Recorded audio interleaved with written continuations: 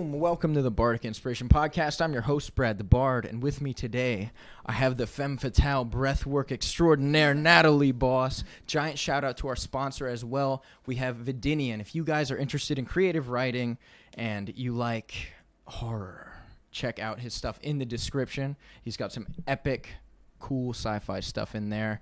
What is up, Nat? Hey. What's going on? We got some breath work we're going to be doing today. Got this epic gym in South Philly, right? We're in South Philly, North Philly? Center City, Philadelphia. And Chinatown. It's popping off. Is it Chinatown? Yeah, I saw some Asian guys driving around, so that checks out. There was one behind the building when I was parking, like chain smoking. Yeah. I was like, oh man, what's that guy doing? That's Chinatown. I thought he was going to give me a ticket, but he was just like doing his own thing. I'm like, all right, we're good. Man, that traffic around here is like wild too. Sorry, I got here so late. We call it the escape from Chinatown. It takes about 20 minutes to get one block. Oh man, that's wild. So, dude, let's talk about your jiu-jitsu journey, and then we'll go from there. Yeah. What got you into jiu-jitsu? So I've been a martial artist since I was 7. Get the mic like closer. Yeah, you want to move closer? You want it to be like this okay. If you can. I tend to be really loud. That's why I'm like, No, I'd rather start further away. I have the gain. Like I checked it out. Okay. You should be just fine. So I started martial arts when I was 7, more because I was kind of born and raised in Kensington, and it was more of a self-defense getting into it. And I just loved martial arts my whole life, and I was interestingly enough interested in capoeira, and they used to have capoeira back. We've rebranded, but we used to be Maxercise, which is known all over the country. And so they had capoeira, and it's kind of a combination of like dance and taekwondo, which is what I started martial arts in and have a black belt in. And I called up and I was like, hey, I'd like to be interested in a class. They were like, long story short, we don't really have that anymore, but it was still on their website. So they're like, you want to try jiu-jitsu instead? And I was like, I don't really know what it is, but sure, I'll try it. And basically, I just remember kind of learning, kind of just having my, can you curse on this? Yeah, dude. Okay. Say whatever the fuck having you my want. ass handed to me, having my ass handed to me, and it was just very eye-opening because I was not just some random person on the street. I was a high-level martial artist. I was competing at high level in taekwondo. I was at that point like a brown belt or red belt, so I wasn't like quite a black belt. But I was competing since whatever. Yeah. And I was like, oh, I got this. And then jiu-jitsu just got my ass handed to me, and I was like, what the hell? This will never happen again. I basically made an affirmation at that moment of I'm going to master this sport so that never happens again. And then I signed up and been doing it ever since. I started judo and jiu-jitsu basically at the same time because John, the coach, and now my husband, is also a 6th degree in judo. So he kind of always integrated judo. So I started judo with jiu-jitsu and basically been doing that since like 2010. So your takedowns are probably A1 then. Oh yeah, if you started I'm a both. Yeah. You just farming points. Koji is my like jam. Yeah, that's awesome. If you want, like, you can just put the mic like over here. Okay. Yeah, feel free to like grab the stand, manipulate it, do a hip toss, whatever you want to do. All right. Cool. And then tighten it with that guy. Yeah, sorry, I should have set that up better. My bad. Okay. Cool. But there we go. So you prefer gi? I do prefer. I mean, I literally love both.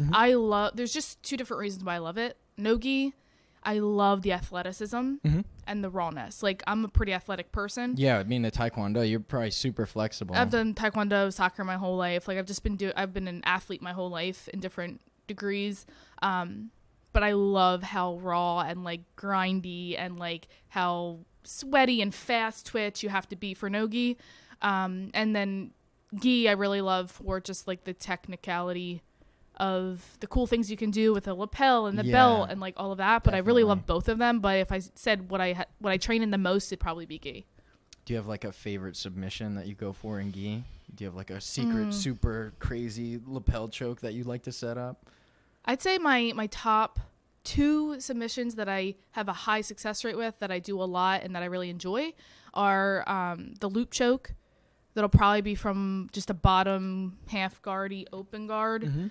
And then the Kimura is my jam, specifically the rolling Kimura. So that's like more of the fancier submission things. That's a loud one. Yeah, that one is like, you can guarantee I do that in every single match. That's Like, I at awesome. least go for it if it's there. Yeah, Like, that's awesome. I love throwing my body around. So how many years have you been doing BJJ specifically?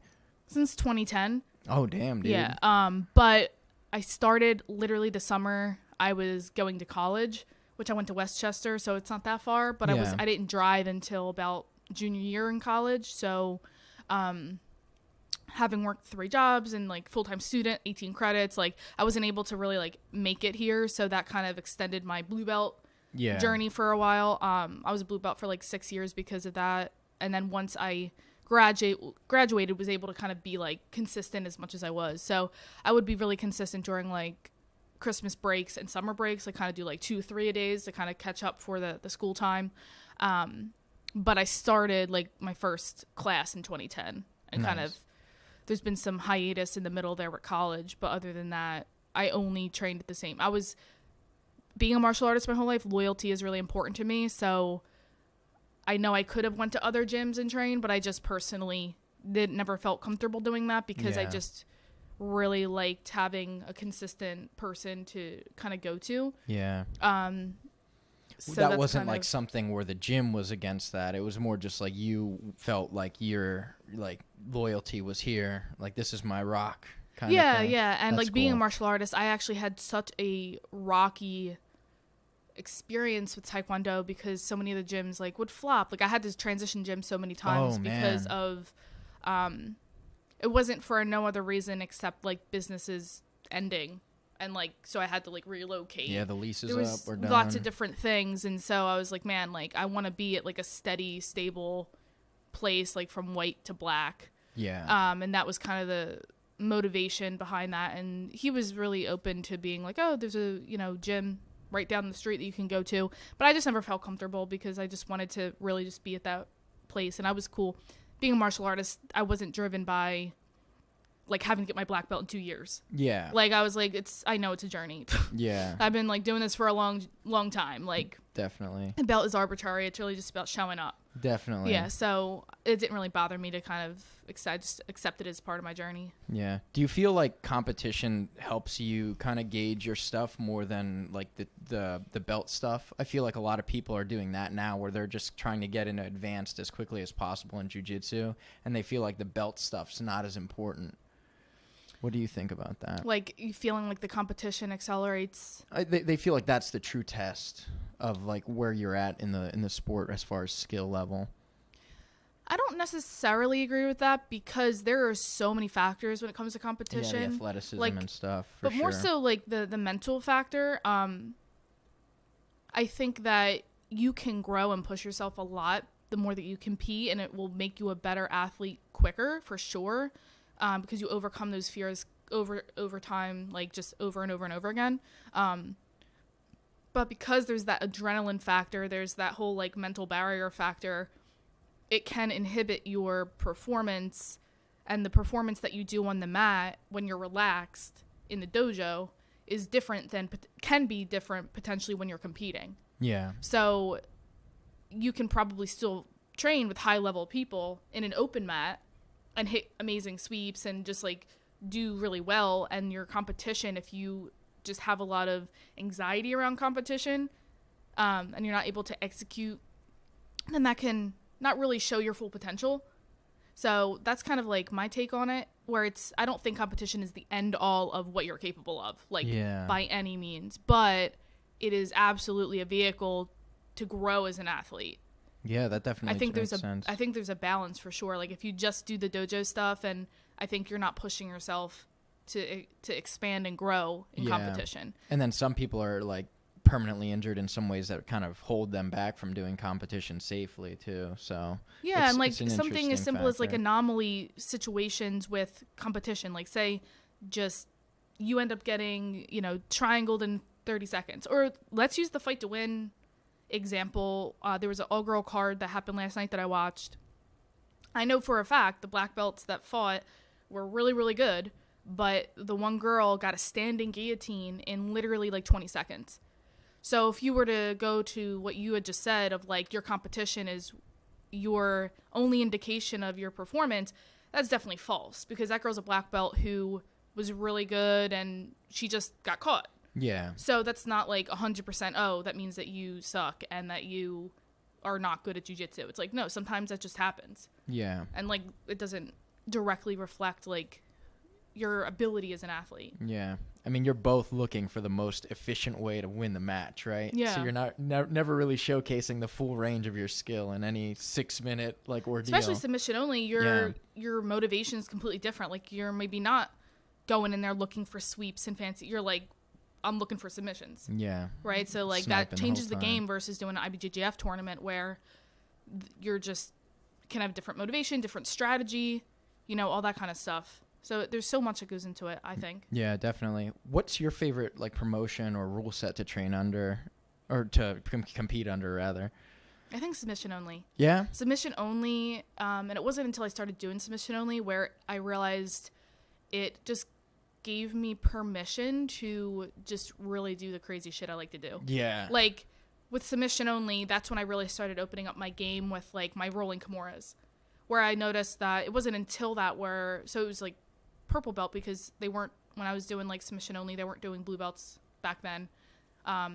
They just started like adding a lot of blue belts to the cards now. So it was like purple belt, new belt, kind of this new higher level. And under the IBJJF rule set, you're so potentially conditioned to be like, you don't want to be on the bottom because the other person gets points. And so that would change my strategy going in, and I would be less likely to just go out the gate doing a rolling kimura and then, with the potential of ending on the bottom or something like that. Mm-hmm. Whereas like if it's submission only, I'm like, oh, there's no like consequence. Like I just get back up and it's scrap and we just like keep going at it. And so that I was able to then translate that to IBJJF after the fact. Yeah.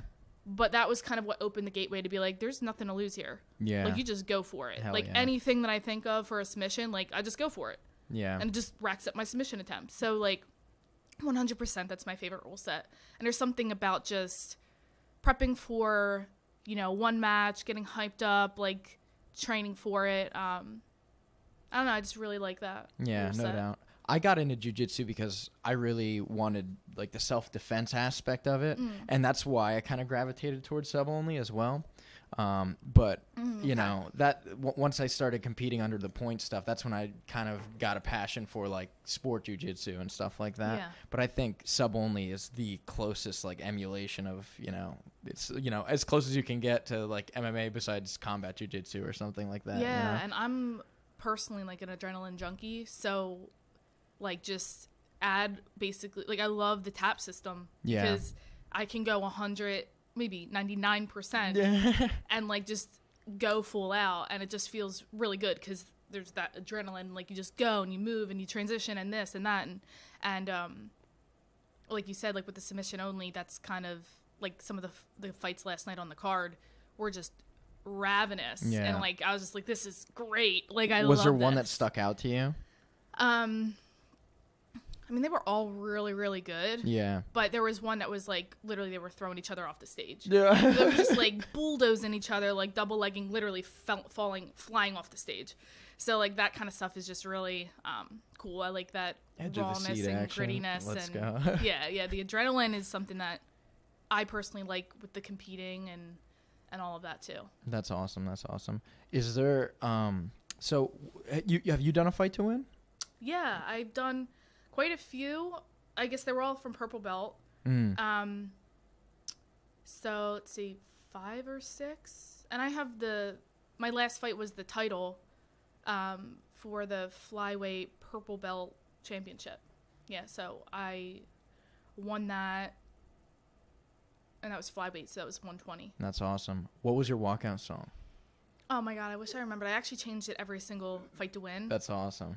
How do you pick a walkout song? Like what's going through your head to make you like decide like, all right, this is what's gonna be my ethos? Yeah. I kind of experimented by changing them. Like one of my all-time favorites has always been Fort Minor. Nice. Remember the name. That's the classic. But I had a different intention for my title match. My title match was I literally just wanted to have fun. So that was the first title anything that I was going for. So there was a lot of things coming up of kind of internal pressure, And so I was like, okay, I know that I do my best when I have fun and I don't want to put pressure on myself. So I think I did like this Latin dance song. Like it was like a Latin dance song. And literally it was just like a dance song. It was like just like dance. You were just vibing it. Yeah, like, and I was just like dancing onto the stage. It was most important to me to just have fun. That was like my only mantra and intention. I was like, I don't care if I win, lose. I need to just focus on having fun because that's when I'm most fluid and that's when I'm most creative and risk taking. And it was a really friggin' fun match. And I did end up getting a submission. But that was my intention. So my walkout song was not as like heavy metal-ish. You know, because that obviously doesn't really have an air of fun. That's more like focus and go. Conviction. But this was like, no, like lighty and airy and like high vibe. So I was like, that's kind of what I was going for. And it served the purpose. Yeah. So that's kind of what I did. And that's, I feel when I compete the best is when I put those types of songs on. Nice. So do you feel like you were in like a flow state there? Like for that match because of like the energy that you were putting into it? Absolutely. How did you prepare yourself mentally for that? Do you have like a ritual that you do before you compete for big matches like that? Yeah, and kind of now being at purple belt was when I really got my stride in competition because my intention completely shifted. And I was, you know, blue belt is like one of the worst belts. I feel like for most people, it's like the blue belt blues is real. And then like I said, I had it for 6 years because of like college. So like I kind of got into this thing of like, I'm okay. I'm just a blue belt forever. Like I kind of got into that phase. That fire wasn't quite there. Yeah. When I got promoted to purple belt, finally, I was just kind of like, okay, now I'm ready because it's like a new chapter. Like blue belt was kind of just like this Groundhog Day type syndrome. Yeah. Definitely. Having had it for so long.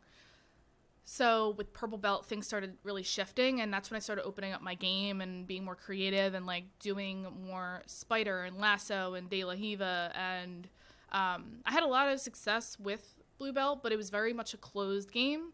It wasn't as explorative. Purple belt was when I was like, I'm just going for the things I want to go for. Like, just is that simple. Like, I'm just ready to expand my game and go for like the rolling kimuras and fly. Like, this is what I like it for, so I want to start doing more of that. Yeah. Versus being more reserved. I feel like that's a good way to be the crowd favorite too. The one that's the more dynamic person. People are always like, I've won a couple fight of the nights. Yeah. Won a couple fight of the nights. Maybe. No, I don't think I got a submission of the night. Maybe. But definitely a few fight of the nights. That's awesome. Which I always like. That's really fun. Yeah. What was their question? I was just like talking about like your competitive. Oh like, yeah, kind of stuff. Like your ritual to prepare. To it, yeah. So music is absolutely key. Definitely a warm up for me. I don't like to like full on train for my warm up because I don't want to like get to that adrenaline dump. Yeah.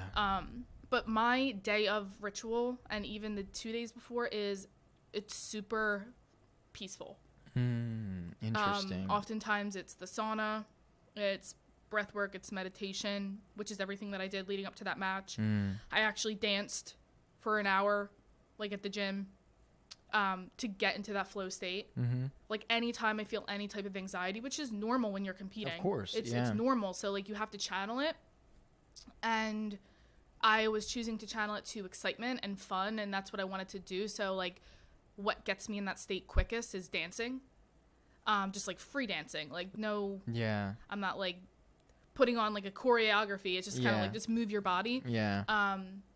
So that was what I did for like an hour or two, literally just because when you have a fight like that, it's like at night. So I have all day. So I just focus on fueling my body, drinking water, and just lots of grounding techniques to kind of be the balance between like going crazy. That's so powerful to identify what works for you too, right? I think you know who David Goggins is? Yeah. He's like the Navy SEAL guy that does all the crazy stuff. Well, he said like every human's got like a pi equation in their head for how they crack the code for how they can harness that, you know, whatever, most people can only go 70%, and to get that last 30% or whatever, you need to know how to get into your brain and kind of crack it. And it seems like you really identify how to get to that flow state. Oh, it absolutely took trial and error over years. Like, it's funny because I love, like, one of my favorite things to do to myself is trial and error. I love experimenting on myself with everything. And I like to say, like, everything wrong. I've tried intentionally lots of different warm-up methods to see what was worked for me. There was a time I did, like, a deep meditation, like, at a venue right before. It was the worst thing ever because I was actually so relaxed. I couldn't, like, activate my, like, fight instinct. Like, I was literally, I remember just on the mat and I was just, like, floating. But, like, not really aggressive. Like, I need to channel the aggression at some point, right? Because you gotta go. But I was actually so relaxed. So, like, that was a lesson I learned. Okay, a deep meditation isn't for me. And then there was one where it was, like, the heavy metal and lots of movement. And that was too much because that was kind of too activating. Yeah. Where it was almost like adrenaline dumpy. Yeah. Like a little adrenaline dumpy, like exerting too much energy before the match. Yeah. So I was I've experimented over the years with what works, and the combination of both kind of works. So, like, I do a nice little warm up that's not too taxing, more like movement, mobility, do get a little bit of a sweat, like warm up my grips, like with some judo fit-ins, and then like breath work. And that's really what I do, and it kind of is the combination of both of those things that I've been the most successful the more consistently that I've done them. Yeah. Like, I've noticed the correlation between winning matches and, like, that routine. Yeah. So you've taken, like, years to kind of crack this code for yourself. Oh, yeah. And you do this for other people, too, right? Like, you do the coaching. Is that kind of, do you want to talk about, like, how you got into coaching other people to kind of figure this stuff out for them? Yeah, so, I mean, I'm a dietitian, so the nutrition element is something. Oh, that's actually, let's talk about that quick. Do you have like a food you have to eat before every match, like every big match? Not like a superstition type food, but I always do pineapples. I'm very. What you have? What? Pineapples. Really? For me. Yeah, because it's crazy. Like I have a dietitian, a nutritionist friend that said, like, you want the sugar, like you want simple sugars. Yeah, yeah. But it can't be anything that's too, like, crazy. Well, I didn't know if the pineapples are technically acidic, so, like, sometimes that can cause people to have heartburn. Oh, for sure. Nah, I don't have that problem. But it's different for everyone. Yeah. So I would say that I definitely have, like, a routine. I have this thing called a mug muffin. A mug muffin. And I make it with, like, a protein powder, usually with peanut butter. That's my staple breakfast. Like, I'll jam it out, though. Like, I'll have, like, granola on it, jam, peanut butter. Like, it's a nice, hefty, like, 600-calorie mug muffin. Yeah. When I'm you make it in a mug? Yeah, I literally make it in a mug. That's awesome. Like, I mix everything, microwave it, add all the toppings. Right now. Oh, yeah. Add all the toppings. And that's, like, the consistent breakfast that I have for every competition. I would say that's probably pretty consistent. The number one thing you want to do when you're competing nutritionally is never change your diet. Never change your diet. Like, the week of a competition, because if you eat something wrong or you eat out and you get diarrhea, you're dehydrating yourself. You have to make up for that. Yeah. And then you just, there's so much there, so you never want to change it. If you want to experiment with, like, this is some of what I do in, like, the coaching and teaching people of, like, if you want to experiment with what foods work for you, you do it not necessarily in your off season, but when you're not competing, or like when you're not about to compete. Like, do it a few weeks out, a month out, see how your body responds. Ideally, you have, like, multiple training sessions with that flow of eating, so that you know, oh, I have energy during this match, and my digestion is good. Like, I don't feel that bubbliness or the bloatedness or the neon belly rock in your stomach type feeling that we've all experienced. Hell yeah. I made a big mistake at I just did the Fuji comp a couple weeks ago. And you could weigh in the day before, and I'm like, oh, I want to get heavy for tomorrow. I'm gonna go get, like, a bunch of tots, and, like, I just ate like shit the night before, and the next morning I'm just like, I feel like ass. Yeah. And it was terrible. Like, I got in the zone, and it didn't bother me once I got my first match in, but man, like, I did not do that well. That is something that a lot of people do for sure. Yeah. They kind of like, oh, let me just kind of have these treat meals after I weighed in. But because you've been eating clean leading up to it, your body gets this overload, and you're like, what did you do? Yeah. I woke up and, like, I had to poop, and I'm just like, oh no, nothing's going right. But that makes a big difference. Yeah. So let's talk a little bit about how you kind of help people figure out what works for them. Yeah. Yeah. It's really customized to have a cookie cutter plan, but what we do is not only do we focus on just, like, quality of food, the biggest things to consider individually are your food preferences and food limitations. If you have any allergies or digestive issues, like, allergies, or you just can't digest a certain thing. Like, we make sure that those are all eliminated. And then we work with what we have as far as what. But when it comes to, I really give people the flexibility in choosing. Like, I am not a dietitian that tells you, like, eat this for your pre-workout or this specific food. I think that the best plan is for you to figure out what you like. Now, what I do is do that principles. Consistently. Yeah. Yeah, so I teach principles. So basically, this is the process I go through. It's first, most of your diet needs to be whole foods. So kind of cleaning that up. And then the next principle that's really important is nutrient timing. So nutrient timing is basically timing your meals and potentially snacks in a way where you have consistent energy throughout the day and also optimize your digestion. So how many meals do you eat like throughout a day? I eat 3. 3, okay. I eat 3 and a snack generally before jiu-jitsu. And it really depends on the amount of calories that you require, because you might not be able to, you know, if you require 3,000 calories, like if you're a 6-foot dude or whatever, like you're not going to be able to have potentially a 1,000 calorie meal. Maybe you are. But you want to make sure you're also optimizing your digestion, which is what people don't really think about. Like, you don't want that heaviness. You need to figure out the right combinations. So as far as nutrient timing, it's really just about seeing what the schedule is like, because you don't want to go like 4 to 5 hours without eating something. And that's the mistake most athletes make. So that's kind of what I do when I'm teaching and coaching. I have people fill out a schedule of what's your daily life, what's your weekly schedule. Like, what do you do? What time you wake up? What time you go to sleep? When's your lunch break at work? If you don't eat any meals, let me know. Like, so for instance, some people might say, I skip breakfast usually.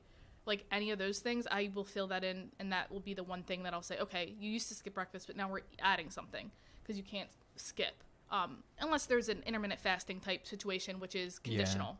Yeah. I do that, actually. Like, I try to make it so that, like, my first meal of the day is after noon. And then I kind of eat like a big meal then and a big meal like after I train. Like, I'm kind of curious what your thoughts are on intermittent fasting, just for my sake now. No, yeah, I'm actually a fan of intermittent fasting, but I think it serves a place, a time and place. So, for instance, pregnant athletes, I wouldn't recommend doing it, because you need to eat calories. You're eating for 2. Yeah, you need to like just eat enough and eat consistently and make sure that you're focusing on getting enough nutrients for you and someone else. I would say people who just require more calories and maybe are in a surplus, intermittent fasting may not be the best option, because it can be taxing on the digestive system if you are in a surplus, whether you are recovering from an injury or surgery and you need more calories for that, whether you're trying to build muscle. If you require X amount of calories, it could be hard to get that in a 6-hour window. Of course. Right? And so you're just going to feel like there's a rock in your stomach because you're eating 3,000 calories in 6 hours. Yeah. So those are some like the conditional things. But in general, I'd say it's completely healthy. The biggest issue with intermittent fasting is people often say, I just eat 500 calories and I'll put that in the intermittent fasting window. You have to still eat the calories that you require in that window for it to work. Nice. Because a lot of people try to use intermittent fasting as like an out for like eating meals. Like, for instance, they'll be like, I already skipped breakfast and lunch anyway, so I'm intermittent fasting. And it's like, no, you still need 1,800 calories, 2,000 calories, but now you just need to put it in a smaller window. Yeah. And so that you have the energy and your metabolism works. And that's kind of the biggest thing I see with intermittent fasting. So if you can do that, there's no issue to it. So that's kind of my take. I do it from time to time. Because it just depends on like the phase of my life. Sometimes what I prefer, like in an ideal world, is I love waking up doing like a HIIT or like HIIT cardio type based on an empty stomach, maybe just some caffeine, and then around 11 or 12 have my first meal. Interesting.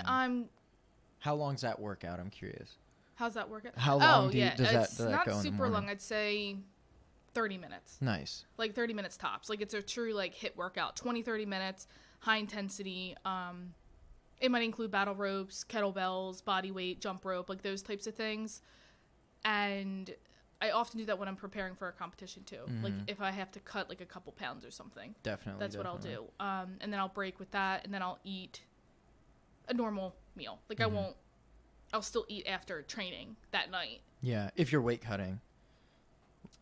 Yeah, if I'm weight cutting, I try to do that regardless as a lifestyle because it's where I feel my best. Nice. I love starting my day off with movement and like high intensity movement, and it really like helps me just get amped up. Yeah.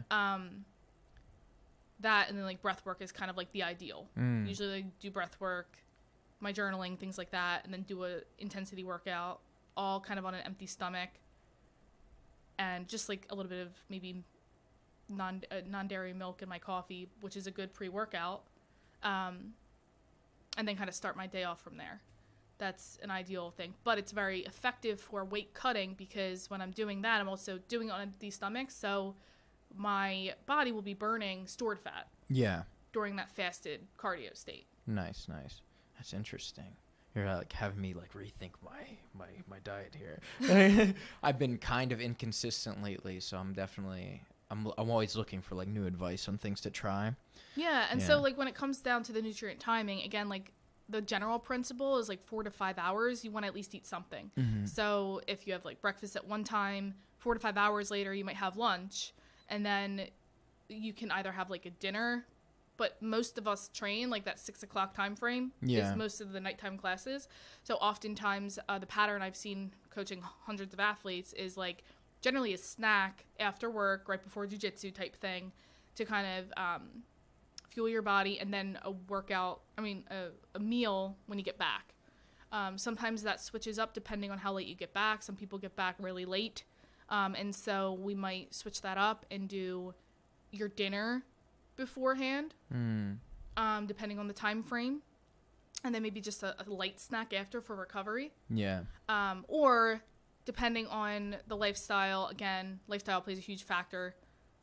They might just do intermittent fasting and then just start their day a little earlier. So for those who start their day like 6 a.m., 5 a.m., then I'd be like, okay, well, maybe we would adjust things. So everything's very adjustable and adaptable and very individually based, but the principles are still there. I'm still looking for like every 4 to 5 hours we're having something, whether it's a meal, whether it's a snack. And then for pre-workout itself, a protein and a carb combination is what you want. So the mug muffin is actually a great insertion there because it's a protein powder, and then you can there's a little bit of carbs because it's like made with coconut flour, but that alone is kind of like a perfect combination. But like pineapple, like you said, I recommend a little bit of protein with it, but it really depends on what time, because time is really important. So the general rule of thumb is as you get closer to the point of competition or training, the portion size decreases and the type of food. So if you are 2 hours out, that's going to be more of a balanced meal that you want. Like maybe like carbs, protein, a little bit of fat, something like that. But if you're only like 45 minutes out, you might just do protein carb. If you're 30 minutes, 20 minutes out, you might just do a carb, because it's all about the rate at which they are absorbed in the body. Yeah, so I like the pineapple thing, and then like I'll have like a granola bar or something. That's pretty like standard. Yeah, I mean, what time frame would you? I usually do it like before, like an hour before. I have some Pedialyte standing by. Like, and this is for competition? Yeah, this is specifically for sure. I definitely recommend like loading up on lots of carb sources for competition. Like you can never overpack snacks with competition, and I always tell people never assume that there's food at the venue. Never assume there's food at the venue. Especially like healthy food, right? It's like they got hot dogs or something. You can guarantee chicken fingers, and I think one time, I don't remember who, but it might have been a student or something like that. They didn't plan, went to a competition assuming that there was going to be a food stand, and there usually was, but there wasn't that time. And so they literally had no food throughout the day and like bottomed out because they had no food.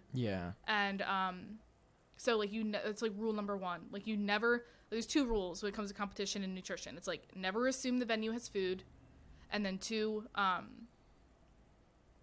lost my 2 points. Never assume the venue has food, and what the heck is the other one? Oh, never change your food the day of a competition. That makes a lot of sense. The more you can stay with that timing, the better, but more so it's the type of food. If you know that this food digests with you and you like this is your all-star food, don't change it. At least the day of a competition or the week of a competition. That's awesome. Yeah, especially like the chicken fingers and french fries like right before your match. That's a good way to make yourself perform like ass. Oh my god, I don't know how people do it. There's people like down in cheesesteaks. I'm like, how? Or like pizza. My coach did that one time before a competition. Like he was eating pizza like right before he walked out. I'm like, what are you doing? And he won his match. I was like, what the fuck, dude? What is your body made of? Yeah, some people have those like garbage disposal. There used to be a guy that used to train at our gym that would literally eat foot-long cheesesteaks right before class. Foot-long? Foot-long cheesesteaks, like 30 we're minutes in Philly, before class. So it's kind of like part yeah, of I mean, maybe it's just like it's part of the cheesesteak in his culture. blood or something. But I was just like, how the hell are you doing that and like not throwing up? Yeah, for real. Man, that's wild. So how did you so you went to Westchester for like dietary science? Yeah. How did kind of like your school stuff go with like training and stuff? Like you said you worked jobs while you were studying 18 credits and like oh yeah, so dude, how you are a go-getter now. My yeah, God. so it was very much grind time in college. It was basically just I worked at multiple like pizzerias. Luckily there weren't 3 jobs in one night, but it was like 3 jobs dispersed over the course of a week. I worked for some private investigators and I worked for 2 different pizzerias. And basically my day was wake up, work out. Yeah. I was like very adamant about when I was scheduling classes. Like I feel bad for my teachers. I was just very much like, I'm not accepting anything less than this class. Like I want this class because I was like, this is my schedule that I want and I'm not settling for anything else. So my main goal for college was literally to make sure I graduate in 4 years. Because they always end up finagling you into, like, take a winter class. They don't offer this class, so you have to take a summer class. I was like, bullshit. I'm getting my classes in during the designated semester. Nobody's going to stop me. So, like, I went... That's awesome. I'm paying. So yeah, and I went up to work teachers, and they were like, oh, we're filled for this class. And I was like, I don't care. I'll stand. I'm getting in this class. And they were just like, okay. I was like, I'm getting the class I want, which was, like, 8 to 12. Yeah. Like, those kind of were the shifts that I had, 8 to 12. For school, and then I would wake up in the morning from 6 to 8. I'd go to the gym, I'd lift, I'd run 5 miles with a weight vest, go to class, work to some capacity, come back, go back to the gym, probably work again, and that's I also worked at the gym, so that made it easy to go to the gym a lot. Yeah, no doubt. But I kind of did that a lot, and when it came to jiu-jitsu, I just started replacing a little bit more. When I got a car, I replaced some of the gym time with just driving to Philly. Yeah. And timing that out, and then I would usually get back around 10:30, 11, and pass the fuck out. Yeah, no doubt. How did you get yourself in the mental state to kind of say, like, this is what I want for myself, and I'm not going to settle for less? Like, that's such a powerful mentality that I feel like so many people, including myself, sometimes struggle to get, you know? Yeah. Like, with the podcast, it took, like, losing my job for me to go, this is what I want, you know? Yeah. Like, there's nothing else, like, for me. This is what I want to do with my life. I'm going to go after it. But it took, like, a catastrophic thing to happen for that, you know? Yeah, absolutely. This is, like, it really is not individual, but there's personality patterns. And some have it better than others, or easier than others, I would say. And I have a very strong, what they call, like, center drive. And if you're interested, you could look up the human design. And the human design basically is like a personality type test, but it's a blueprint based on kind of where the stars are aligned when you're born. And it'll tell you the different, like, energy centers and what you have stronger and weaker and what's easier for you. And for me, it's always been powerhouse. Like, the go and the do, and so it's not hard for me to have internal motivation. Like, I can come up with an idea and start working on it right there. There's nothing that has to motivate me. Some people require some external motivators, and so something like along the lines of losing a job is an external motivator because you're like, oh, now I'm, like, forced to do this. Whereas, like, I have a strong internal motivator system, so it's easy for me to just drive myself. Yeah, and you've kind of always had that temperament. And I've always had that, so it's easy in that regard. And but the downfall, because there's always a pro to a con to everything. Yeah. The downfall to that is that you can hit burnout really quick because I totally had overtraining and burnout in college. Yeah, because I would do all the things because I have the energy to do it. Yeah. How did you fit laundry in there? I don't know that I did. I don't know where I washed my stuff. I think just a laundromat, like, once a week, or maybe I went home. I don't remember. Literally, I have no idea. Yeah, that's crazy. It was like a whirlwind of just, like, I rode my bike everywhere, so it was just like I never gave myself any time or space to take a second to rest. And I know that this resonates with a lot of people because that's half of what I talk and help athletes with is like this constant always going. But I was fortunate enough to hit burnout so that now I can teach people to not constantly go because you can achieve a lot, but I was not unsatisfied, but it's kind of this feeling of like, I'm still not doing enough. Yeah. Right? I've been there. There, like when I'm in a flow state of like career ambition or whatever you want to call that, because you're in a flow state on the jiu-jitsu mat. It's not the same as like I'm in a flow state with my podcast, right? Two way different things. I would say like my favorite like musical one that I can think of. I was in a band called The Climbing, and we were just booking shows every weekend, practicing, like going to the gym as a group. We'd lift weights and be like, "Oh, dude, this song is so good," and just stuff like that. And it was just perfect, like this synergy of everyone. We were kind of spiraling each other up, and it was like, because we had so much going on, we were attracting more things. We were the hot topic kind of thing, and in my hometown. And that's not necessarily a bad thing because at the end of the day, which is a lot of what I've pivoted into in the work that I do, especially integrating breath work, is the intention behind everything. My intention behind college was very much not a healthy intention because it was very in this pattern of overachieving, overdoing, and not allowing myself to rest because if I rested, I felt guilt. Yeah, like, oh, I'm wasting time. Like, I'm not wasting being productive. time, and that's what we call like a motivator by fear. Like when you're motivated by fear or guilt, that's not an empowering motivation. I was only able to do that because I had this internal drive that's so strong. So it's easy for me to try to go. So I have to intentionally make sure that I'm not going to burn myself out. I have to intentionally make sure I don't take on 10 million projects because I will take on 10 million projects and I can do all 10 million projects. But one of the things I like to tell my students is just because you can do something doesn't mean you should. Right? Because some people are like motivated to do all these things, but it's like, do I need to do this or should I do this based on balance? Because everything I talk about always comes back to balance. Yeah. So will this insert whatever you want to do, whether it's a competition, whether it's taking on this new project, is this going to still allow me to cultivate balance in my life? Because if not, then I might want to reassess my motivation for doing it. So how do you filter out what is worth it and what's not? And this is, again, a lot of why I've been bringing breathwork into it, because it really is coming down to asking yourself and getting the answers from yourself versus everybody else. And so this is this idea of intuition and like really listening to your intuition and trusting your gut, that gut feeling, whatever you want to call it. Like people can usually resonate when I say like, if you've ever had that gut feeling, they're like, yeah, I've had a gut feeling. That is your intuition. And so the more that you align your actions with that feeling, that's what's going to lead you to like a path that's designed specifically for you. And it won't be muddled in confusion or other people's thoughts or opinions on what you should do, but this very clear direction of like, this is what I'm doing. And it might not cause any ruckus with society, or it might cause a lot of ruckus. And I need to stand really firm in this path, regardless of what that is. And so the more that you can tune into your intuition, the more that you can do that with confidence and not be wavered by that. And that's a practice for sure. And that also translates to jiu-jitsu, which is why I integrate it with jiu-jitsu, right? Trust your instinct and your gut when you're training. Instead of being like, oh, should I do this? Should I do this sweep? Allow that fear to come into your training. What happens? You usually get swept. Yeah. Like you're the one who gets choked.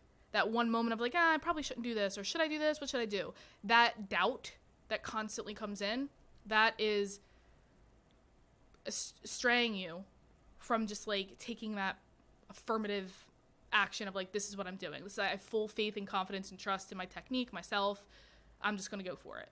And that's the difference to really be able to kind of pivot from that place of what is kind of the path you should take versus what everybody else tells you should do. And that's a lot of what I work through with athletes, because they're like, oh, I get athletes that are like, oh, I'm doing MMA or I'm cutting to 115, and I always ask why. Why do you want to do it? It's cool if you do, but you have to know the motivation behind what you're doing. Because if your motivation is your fear of being rejected because by your coach because he thinks that you should do that. That's not an empowering way to go, and you're actually going to end up resenting some part of that journey, right? Does that make sense? It makes so much sense. You're going to end up resenting that journey because you don't actually want to do it. Mm-hmm. You're feeling obligated because of somebody else's pressure. So if you were to just say, what do I want to do? And then really own that, like, hey, I don't want to do MMA at 115. Maybe I just want to stay at 135. Then you have full permission to stay at 135 because it's your life. It's your journey. Yeah. And then the more you take action from that aligned place, you're going to enjoy it. And this is what I see all the time when I work with athletes. They're like, wow, I actually enjoy competing again. I actually, like, all they have to do is literally resolve within themselves and give themselves permission to be like, ask that why. Just like give themselves permission to be like, I like competing at this weight. I don't have to cut weight, which is, I think, a common thing that I fell into in the beginning too, of this story that if you want to be a competitor, you need to cut weight, right? Or you have to go through that in order to do that. And it's not necessarily if your motivation, or if you want to just win or perform well, your motivation should be what weight makes me perform well. Yeah.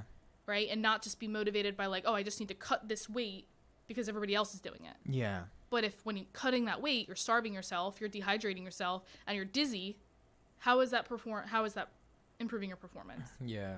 So these are the kind of like the more deep-rooted elements of performance that I talk about, in addition to more of the tangible of like nutrition. Nutrition's kind of like that surface level physical body stuff, and then there's always the intention, the energy, the motivation behind everything that you do, and that's kind of the second element to what I am really passionate about bringing to the jiu-jitsu community and space. Hell yeah. That's part of your performance blueprint thing, right? Yeah. That's awesome, dude. Yeah, and the blueprint is really just a combination of the mental and the physical. So that's really what it is, yeah. Man, that's powerful, dude. You are, like, reaching into people's soul and, like, I need this you need to know the gem in there. That's so cool. It's something I learned over the years doing this, and within myself, too. It's like, I tell people all the time, like, you can learn how to fuel your body, but what drives true change and true alignment is the motivation behind things. And so if your goal is to be a high performing athlete, it's not about eating at 12 p.m. That's a piece of it to fuel your physical body, but there's so much more. And I wish I probably saved it on my Instagram, but there's this the perfect example of this, who's a high level person somebody can resonate with, is Mikey Musumeci. He posted a while back that he won a competition, like maybe World or some type of big one. Yeah. And he's obviously won them multiple times. But it was the post that he wrote that he was like, this is the first medal that I actually am happy that I earned. And it was this whole big quote and post around all the other ones were kind of driven by the motivator of fear. So like this motivator, we're always motivated by either like fear or love. And so by fear was like just doing the thing. Like, oh, I'm just competing. I'm just not really knowing why. And he wrote in the post how like he would win literally gold and everybody was applauding him because it was like Worlds and all these big tournaments, and he felt nothing inside. And the one tournament that he wrote this post about was like, this is the first time I actually felt fulfilled by this medal. And all he did was shift his motivation behind it, and he realized that he just wanted to play for himself. He just wanted to have fun, and that motivation and energy going into it allowed him to be able to really enjoy it and not have like kind of the ego run the show or just the obligation of like, I'm just a world champion, so I just have to keep doing this thing. And it's a powerful message, especially coming from him, because to hear it from a high level competitor of like, you can still win all the things and feel empty inside. So like, that's not the only what's most important as a high performing athlete is the motivation behind it. Yeah, the unified body and mind coming together. So that you can actually enjoy the thing that you're busting your ass for.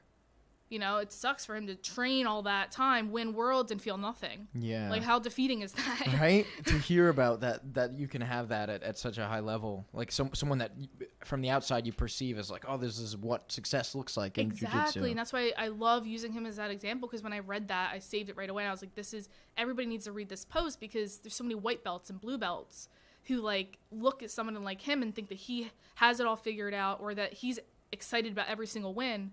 And then when he came out with that, I was like, it's so important to realize that half of his wins were motivated from a different place. Yeah. And it was after 7 world champions, it was just that one 10 years later that he finally was able to kind of come into why does he want to do it and like compete because he wants to do it. Mm-hmm. And it came with a better outcome, at least for him. I mean, it was the same outcome having gold medals, Yeah, but yeah. like he looks at that medal and he feels something different. Yeah, there's something special about this one. Yeah, it looks exactly like the other ones, but this is one. This is the one. Yeah, Yeah, absolutely. Yeah, that's And wild. that's the energy behind it, and I think that's the piece I really want to bring to this space, because we are martial artists, Mm-hmm. and there is an energy behind what we do. Yeah. Everything we do, even the high-level people will tell you, what do they say? Use the energy of the person and their momentum to sweep, Mm-hmm. to move with them. That's all about, like, energy. And I think it's an important piece to kind of bring to the conversation that people get lost in, or Yeah. maybe just unaware of. Definitely. I mean, I can only imagine, like, you were doing, you were doing like a fit pregnancy kind of thing. Mm-hmm. And that's I have a son, and I know like how crazy it can be to manage your hormones with, your mental capacity to do like your day-to-day stuff. For you to, keep that motivation, that's Yeah. crazy. Do you want to kind of touch on that? Like maybe Yeah. advice you could give to someone that's going through a similar journey? Yeah, absolutely. So when it came to the pregnancy, the number one thing that I used as my motivator was listening to my body. So the first trimester, which is very natural that you have low energy because of the initial hormonal changes, and I napped a lot, and I had to scale back a lot because I just literally had no energy, and it had nothing to do with nutrition. It was all just hormonal changes. I just had to nap, and so I had to listen to that. And then once I got the second win, like they say in the second trimester, I listened to my body, and I had a lot of energy. So I was like, well, I'm going to do what I do because I can. And what's most important to me when it comes to these things, and people say like, oh, you just have this, drive to stay motivated. I don't know that I consider it motivation, or I just have a radical responsibility to myself. That's how I see it. I make every decision and take every action from a place that's going to support my well-being. And that's, so you don't force anything. That's what Yeah. I recommend and teach all of my students and everyone. It's like, it's a simple question. Is this going to align with my well-being today in this moment? Because every day that's different. So say you wake up and your intention is to work out, but you feel really tired and you didn't sleep well, and maybe you're a little tweaked in the neck, the ego is going to tell you, work out because it's on your to-do list. But when you're aligning every intention with your well-being, you're going to tune into your body and say, is that the smart move based on how I feel right now? And every time you realign, everything is always going to be better that way. So if I resolve that, no, I'll take a rest day today. You never know. Most of the time, I end up feeling better, and then I'll work out later in the day. So it ends up coming into perfect timing anyway, but that'll only happen when you listen to your body. Yeah. And keep redirecting that and asking kind of yourself. So that's how I really take action. It's always realigning with the commitments I make to myself. Yeah. And that's the language I invite my students to say. It's, don't think of this as an obligation. Don't think of this as like, I don't think of anything I do as a have to. Like my meal prep, my eating healthy. None of that is ever, I have to eat healthy. I have to meal prep. It just makes sense because it's aligning with what I want. Yeah. I meal prep because it supports me with fueling my body so that I can perform. And so it's a privilege versus an obligation, which is a huge change of language. If you start saying, I have to work out versus I get to work out, right? That's a huge little 2-word language change that completely shifts your perspective and your motivation going into it. Saying like, oh, I have to go out. And that's the issue I feel, where it's like people are like, oh, how are you so motivated to work out? Well, I don't go into every workout being pregnant saying I have to work out today because I'm pregnant and I have to make sure I don't gain weight. Like, those are all motivated by fear. Yeah. Right? Like, I just say I get to work out because I have the energy. That's and I get wild, to like have a healthy pregnancy and strong pregnancy. Like, this is an opportunity and a privilege. So let's fucking go. Yeah. And that's kind of the energy that I put into it. And so going through the pregnancy, that's exactly how I navigated it. That's It's just, awesome. you know, there were days where I did 100 burpees and I felt great. Yeah. Didn't bother me at all. Then there's days where it's like, I just feel like I need to go for like a walk or do some drills. Yeah. But I was active and moving the whole time, and I was never injured. I was never whatever. And that's because I was just listening to my body the whole way and letting it guide it. Mm-hmm. So did you do any like flow rolling and stuff like how did you maintain your jiu-jitsu skills while you were pregnant as well? I imagine that you know, you weren't rolling 99%. Yeah. Because like you just get a big belly. Yeah. But definitely first trimester and beginning of second trimester, I was still training and drilling, because it really wasn't until I started getting a bigger stomach and it was recommended not to do crunching because there's a baby there that I stopped training and would just do some drilling. So again, that was like second trimester. So I would just do a lot of judo fit-ins, any kind of drills where I could still just move and wasn't necessarily, like I wouldn't do spider guard because a lot of core engagement. Of so course. just things that weren't really like a lot of core engagement that I could do. I was drilling that. That's kind of interesting, right? Because you were saying you do a lot of dynamic stuff. So maybe you were working on stuff that you weren't always like, maybe you were like, you know what? I've always wanted to kind of get good at this, but I never wanted to train it before. Now I can, kind of thing. Yeah, for sure. And because it eliminated a lot of what I couldn't do. So I was like, oh, well, what can I do? What do I feel comfortable doing? Yeah. I'll just like explore with some of that. And then other than that, kind of end of second trimester, third trimester, when I started just getting really big, it really was just that got cut out completely. I guess I would say the turning point was really not fitting in my gi. Not fitting in my gi was like, all right, screw this. I look ridiculous, so I'm just going to do something else. So that's when I was just doing like HIIT, probably like, again, always listening to my body, but averaging about 5 times a week.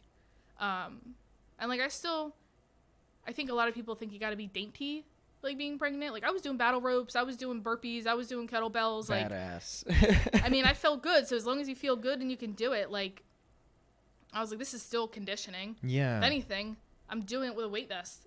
Yeah. I'm doing it with a body weight vest. Yeah. So I'm just getting stronger. Trying to think. I even did jump rope.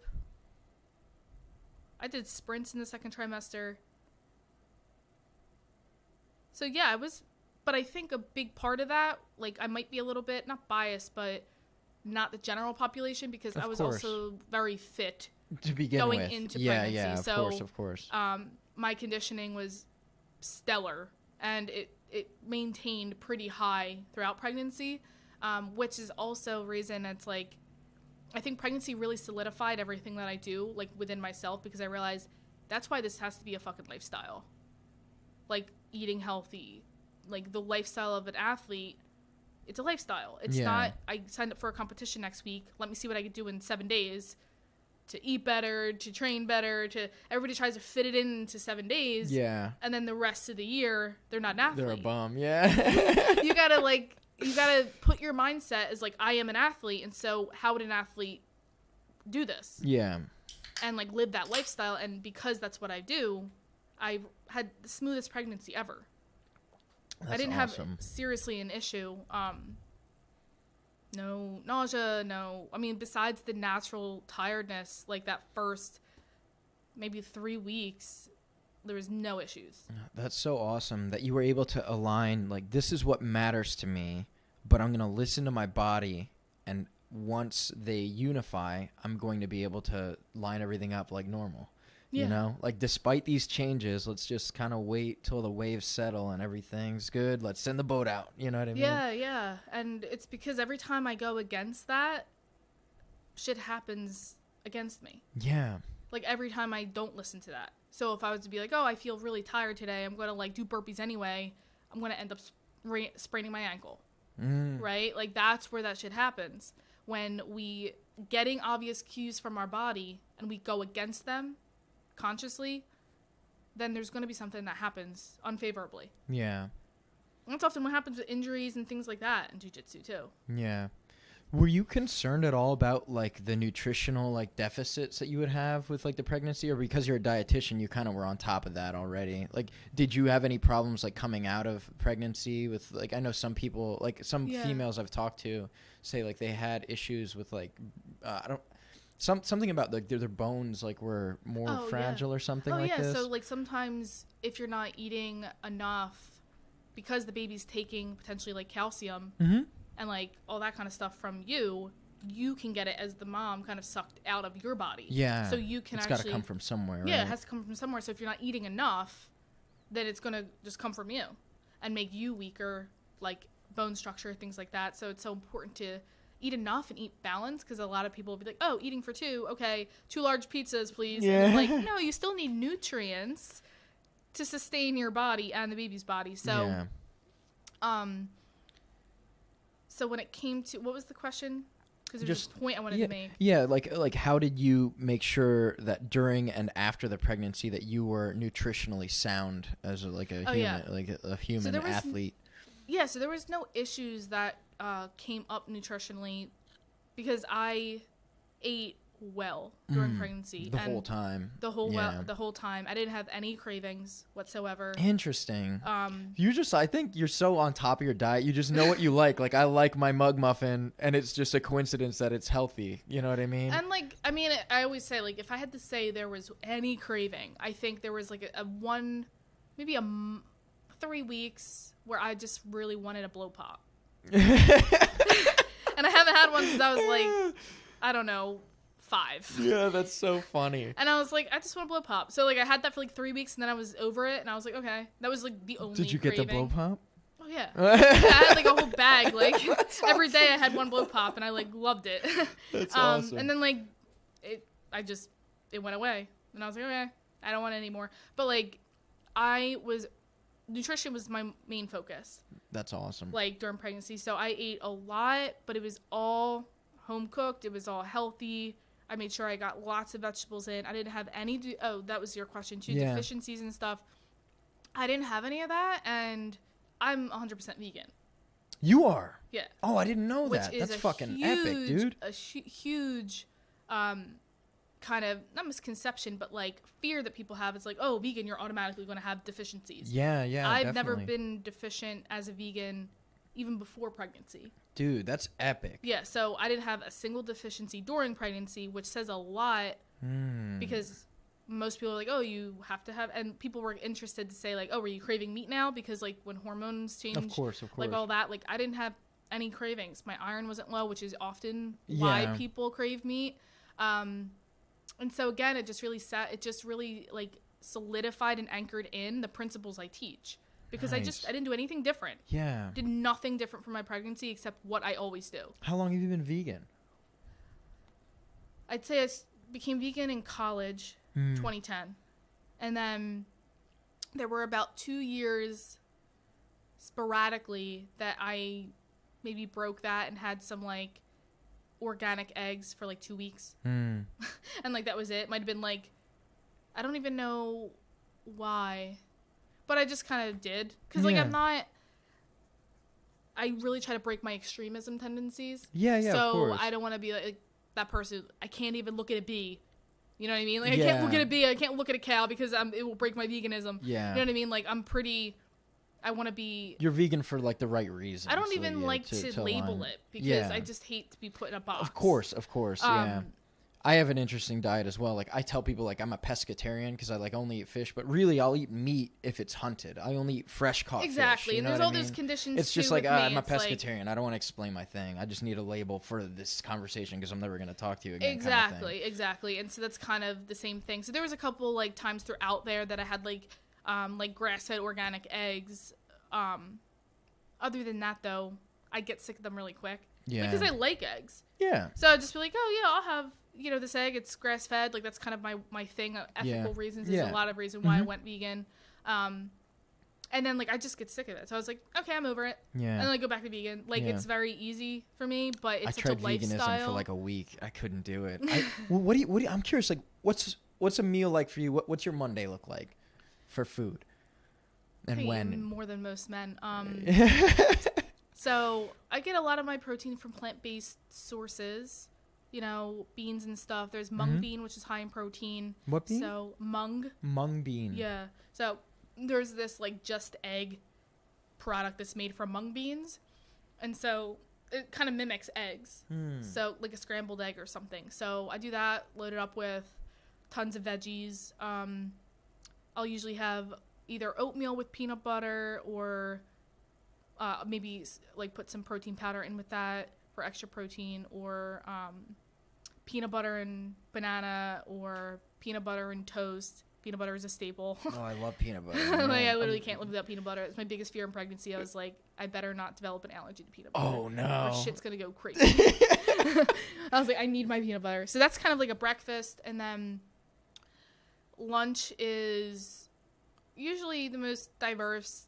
I'd say about 3 servings of veggies. Tofu tempeh is often a very common, it's a staple in my diet. Hummus, nuts, olives. I'll do some type of like maybe whole wheat crackers sometimes. Definitely fruit. So that'll be all one meal. Yeah, or it'll be like a sandwich. If I have like a sandwich that has like vegetables and protein on it, then I'll What's also in your sandwich? I tried a vegan sandwich before and I just couldn't dig it. Like I love sandwiches. Like like tuna sandwiches are my jam. You know what I mean? But man, like I had this. It was like a ciabatta sandwich with like roasted peppers. And normally I'm like, yeah, mushrooms. Like this sounds like it would be good. I didn't dig it that much. I dogged the thing because I don't waste food. Or my mom hit me. So if I know that I would want that for lunch, I like will make sure I prep that in advance. So tempeh is often the biggest thing I put in sandwiches. And they already have things that are flavored, or you can kind of prep it yourself. But tempeh is the most hardiest in textural that fits well with a sandwich. So I'll use that. Or let's see, what else do I put in sandwiches? I'm thinking tempeh is probably. I'm not a huge sandwich person, so when I do, it's often tempeh, but I think what makes the difference is how you season it and flavor it. So, like, if I want, like, more barbecue style or buffalo style, obviously that has a different... Definitely. Like, goal. Like, I don't want, like, more of a buffalo style. You like a lot of spicy food? Not really. I'm kind of a baby. Yeah. Like, I will do a little bit of spice. Like, I love cayenne pepper. But I can't do, like, habanero peppers. Like, I can't be, like, that person who just puts hot sauce on, like, everything, although I do like hot sauce. Yeah, like, it just messes me up. Yeah, but no, I'm trying to think. So, if I do a sandwich like that, or there are some, like, store meats that I would put, like, in a sandwich, like, that are vegan. I don't really eat them that often, but it's an option if I want something different. Like, they have, like, deli style. Yeah. I try to stay as minimal process like as possible. Yeah. I do utilize them, but I try to stay, like, no more than 1 serving a day if I was to do that. I really try to stick to, like, tempeh, tofu. I like my staples and beans and peanut butter and nuts. That's where I get a lot of, like, protein. And then a protein powder, like a vegan protein powder is probably, like, how I get most of my protein. And then... What about the iron and stuff, like you were mentioning? Lots of vegetables. I eat so many vegetables. Like, what's a good, like, couple vegetables that have, like, good iron? Yeah, so, I mean, dark green leafy vegetables are, like, the best. So, like, spinach. I have tons of different variety. Yeah. Like, I'll do mustard greens, bok choy, arugula, spinach, all in one day. Nice. But, like, with different meals. Like, kale. Like, I'll cook 1 green with my vegetable, have another green as a salad as part of lunch, and then dinner, another green, in addition to a billion other vegetables. And so, like, a lunch would be, like, if I was to do a sandwich, it'd be a sandwich, but then also, like, a fruit, and then also maybe, like, snap peas, hummus. So, like, that whole thing would be a meal. Nice. And then dinner is always some kind of cooked thing, so you could always do, like, a stir fry. I make sure I have a carb, a protein, a fat, vegetable. Man, that's awesome, man. You have you're so on top of your stuff. Do you think the diet that you have contributes so much to the way your lifestyle is so sustainable? Like, you can sustain the energy and stuff. You think it's mainly like 100% related to food. I mean, food is energy. Yeah. It's just so second nature to me now because I've been doing it for so long. I don't think of it as a chore, and I think it's really important that for those who want to really do a sustainable lifestyle and start integrating this, just know that there's going to be an adjustment period. Yeah. Because, like, if you're not used to doing that, you have to train yourself into a new routine. Yeah. And, again, it all goes down to the motivation. So don't train yourself because you're punishing yourself. Yeah. Right? Like, if you're saying, oh, I got to do this because I got to get healthy, it's like, well, that's not going to be long term. Yeah, you're not going to stick New Year's with that. resolution stuff. Exactly. Yeah. You're going to, like, you know, because if it's from a place of punishment, like, I got to lose this weight this year, so I need to, you know, start doing this. It's like focusing on the shift in motivation. Like, oh, well, I get to feel better. I get to have more energy. Like, using that as your motivation. You might still lose weight, but, like, your motivation for why you're doing it drives your actions. So I do this because it makes me simply feel amazing. I have energy for days, even after having a kid. You know, I have broken sleep because, like, he'll wake up. But, like, I still have energy. And I can still do things being a full-time business owner. Yeah. You know, like, it's just simply because I still prioritize that. I don't let that be an excuse for sacrificing it. Like, oh, I have to do this today, so I'm just going to skip breakfast. It's like, everybody will know. I don't skip meals. Yeah. Like, I'm like, I don't care if I'm on a call with you right now. Like, I'll make sure I have my meal with me. Yeah. Like, it's so important to make sure I'm fueling my body because I feel better. And when I feel better, I can give more. I can be a better person because I have energy. I just feel more grounded in my body. You know what I mean? Versus, like, lightheaded and scattered because you're low glucose. You know what I mean? Dude, you're like, your whole thing is like making me reanalyze like some of the shitty meals I eat on a regular basis. I'm like, fuck. Well, I also say that it's okay to, like, I order out. Yeah, of course. I do order out, but, like, and I just don't have guilt around it either because some days I'm like, you know what? I really want vegan nachos. And it's awesome. Like in Philly, you probably have some good options too. I know in my hometown, man, like there was like one vegan place. Yeah. You know what I mean? It's across town. There's tons of options, which I like, and I have that, like, option if I just don't feel like cooking or a weekend thing. Yeah. But I love, like, vegan nachos. Yeah. And some days I'll make it from home, so it's healthier if I want it, like, during the week or something. And other days I'm just like, I don't give a, like, shit how many calories it is or whatever. Like, I just want it. Yeah. And, like, I'm just gonna eat it. Because it's not an everyday thing.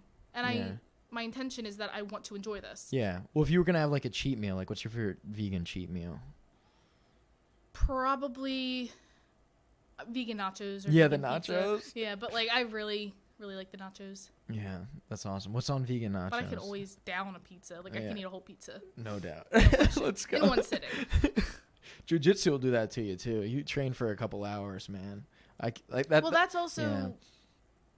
kind of the problem that I work with athletes through is, like, if you're fueling your body consistently throughout the day, you won't feel the need to binge on something at night after training.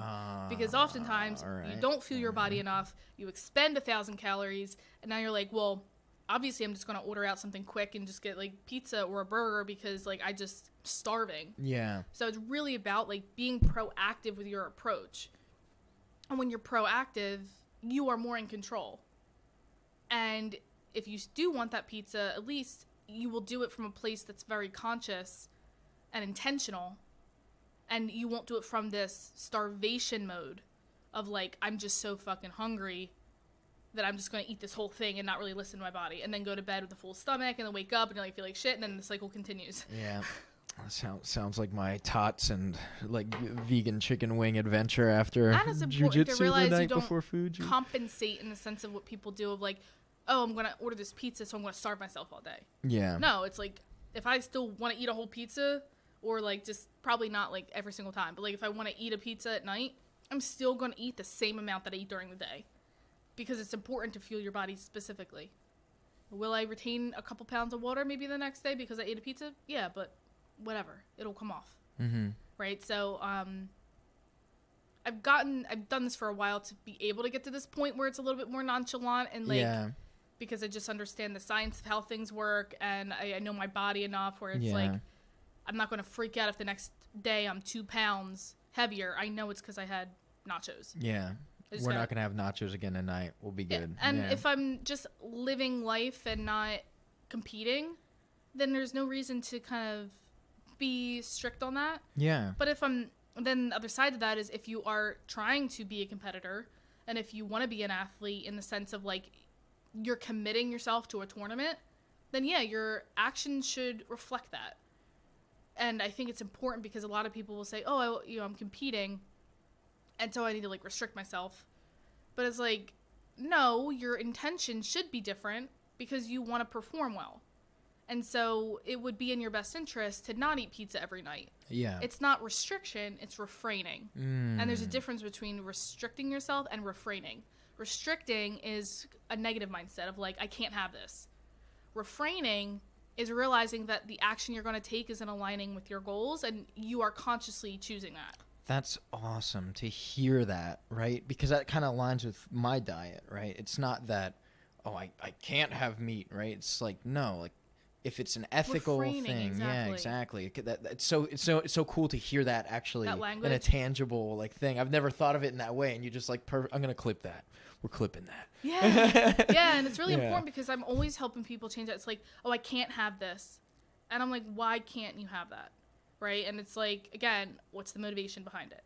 If it's like, I can't have that because it's carbs, I'm like, okay, well, there's actually something we need to work through that's more mental around your fear of carbs. Yeah. But if you're choosing not to do this food because you know you're competing tomorrow, that's not restricting yourself. That's just refraining because it's not aligned with the goal that you have. Yeah, it's not the and right totally thing to okay. do to You don't have to feel this. guilt around that. It's what the right choice is based on that goal. And so that's kind of the mentality going into a competition. It's like, yeah, I won't order out when I'm training for a competition, but I don't feel restricted. Yeah. It's because I know that I have a goal right now.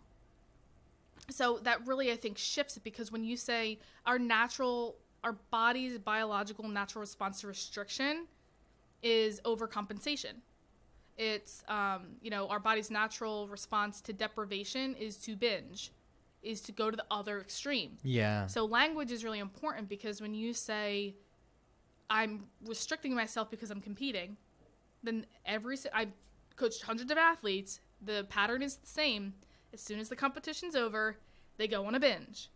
And it's because the language is restriction, so naturally the body goes into binge.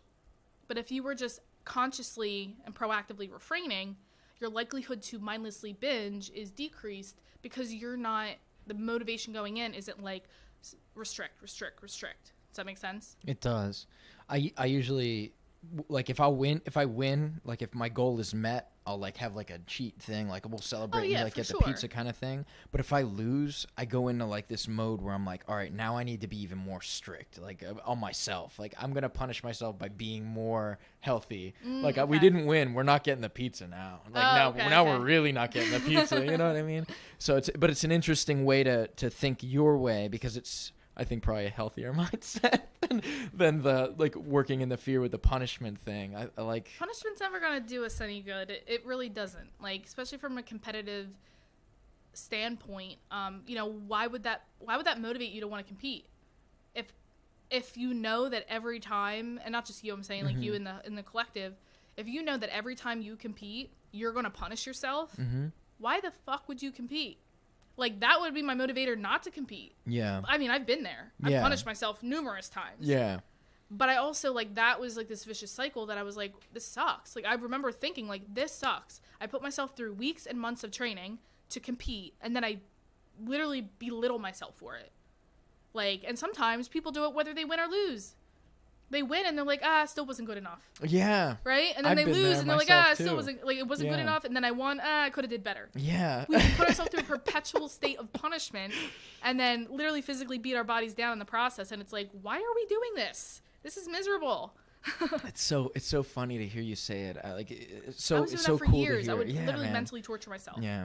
You've been through the whole gamut. You've been through the whole gamut. And it seems like you are so on top of what the correct equation is for this, because you're seeing trial success and error and it's of years of that. And like I said, it's so important for me to experiment on myself, because that's where you gain like true insight and wisdom versus just learning from other people. Like is if you experiment on yourself. So that's why it's also important that as you like try things and like you try to eat healthy, like you don't punish yourself if you fall off track. You don't like use that as all growth and what I like to say, like vehicles for growth and opportunity to learn more about yourself. So like it's just simply trial and error. Yeah. Like you don't have to put so much pressure on like being perfect with the diet. It's like figure out what works for you. And you can only do that through trial and error. And part of that is failing and then recognizing successes too. So like, oh, what works? Cool, I'm going to do more of that. What doesn't work? Maybe I won't do that as much. Yeah. And like have that like lax approach with it, and it's going to be so much more enjoyable as you figure out what works for you versus the pressure to figure it out in 1 week. Yeah. It's a lot of fucking pressure. It is, especially you see so many like blue belts dropping out of the sport 'cause they're just like, oh man, now like I'm competing and everyone knows like so much, like at blue belt level compared to white belt, like maybe they were winning the competitions and they just drop out. So many like, people quit jiu-jitsu at blue belt. Yeah, it's like I just can't figure out how to make this work for me anymore. It's not for me, I guess. Yeah, and these are like the missing pieces, and I think part of it, I mean, most of it is mindset going into it, and because again, if your motivation is punishment and fear, you aren't going to last in the sport. Yeah. You're going to fail way more times than you win. So if you're going to punish yourself every time, why would you stay in the sport? Yeah. You know, so like I think it's important for people to realize that they are doing that to themselves, and they're most importantly is you can change that story. It doesn't have to be that. Yeah. And it really comes down to kind of just ego. Yeah, of course. Really comes down to like the ego is going to play a role, and the more that you can disconnect from the ego and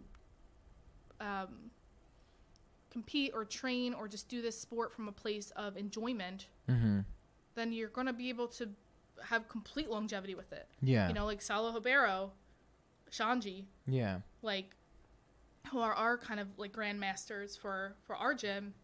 They're still doing the sport and they're loving it. They don't have pressure on themselves, even as world champions. They have fun because that's what makes them feel good. Yeah. And so that's what makes them continue to enjoy the sport and do the sport, is that's their motivation behind it.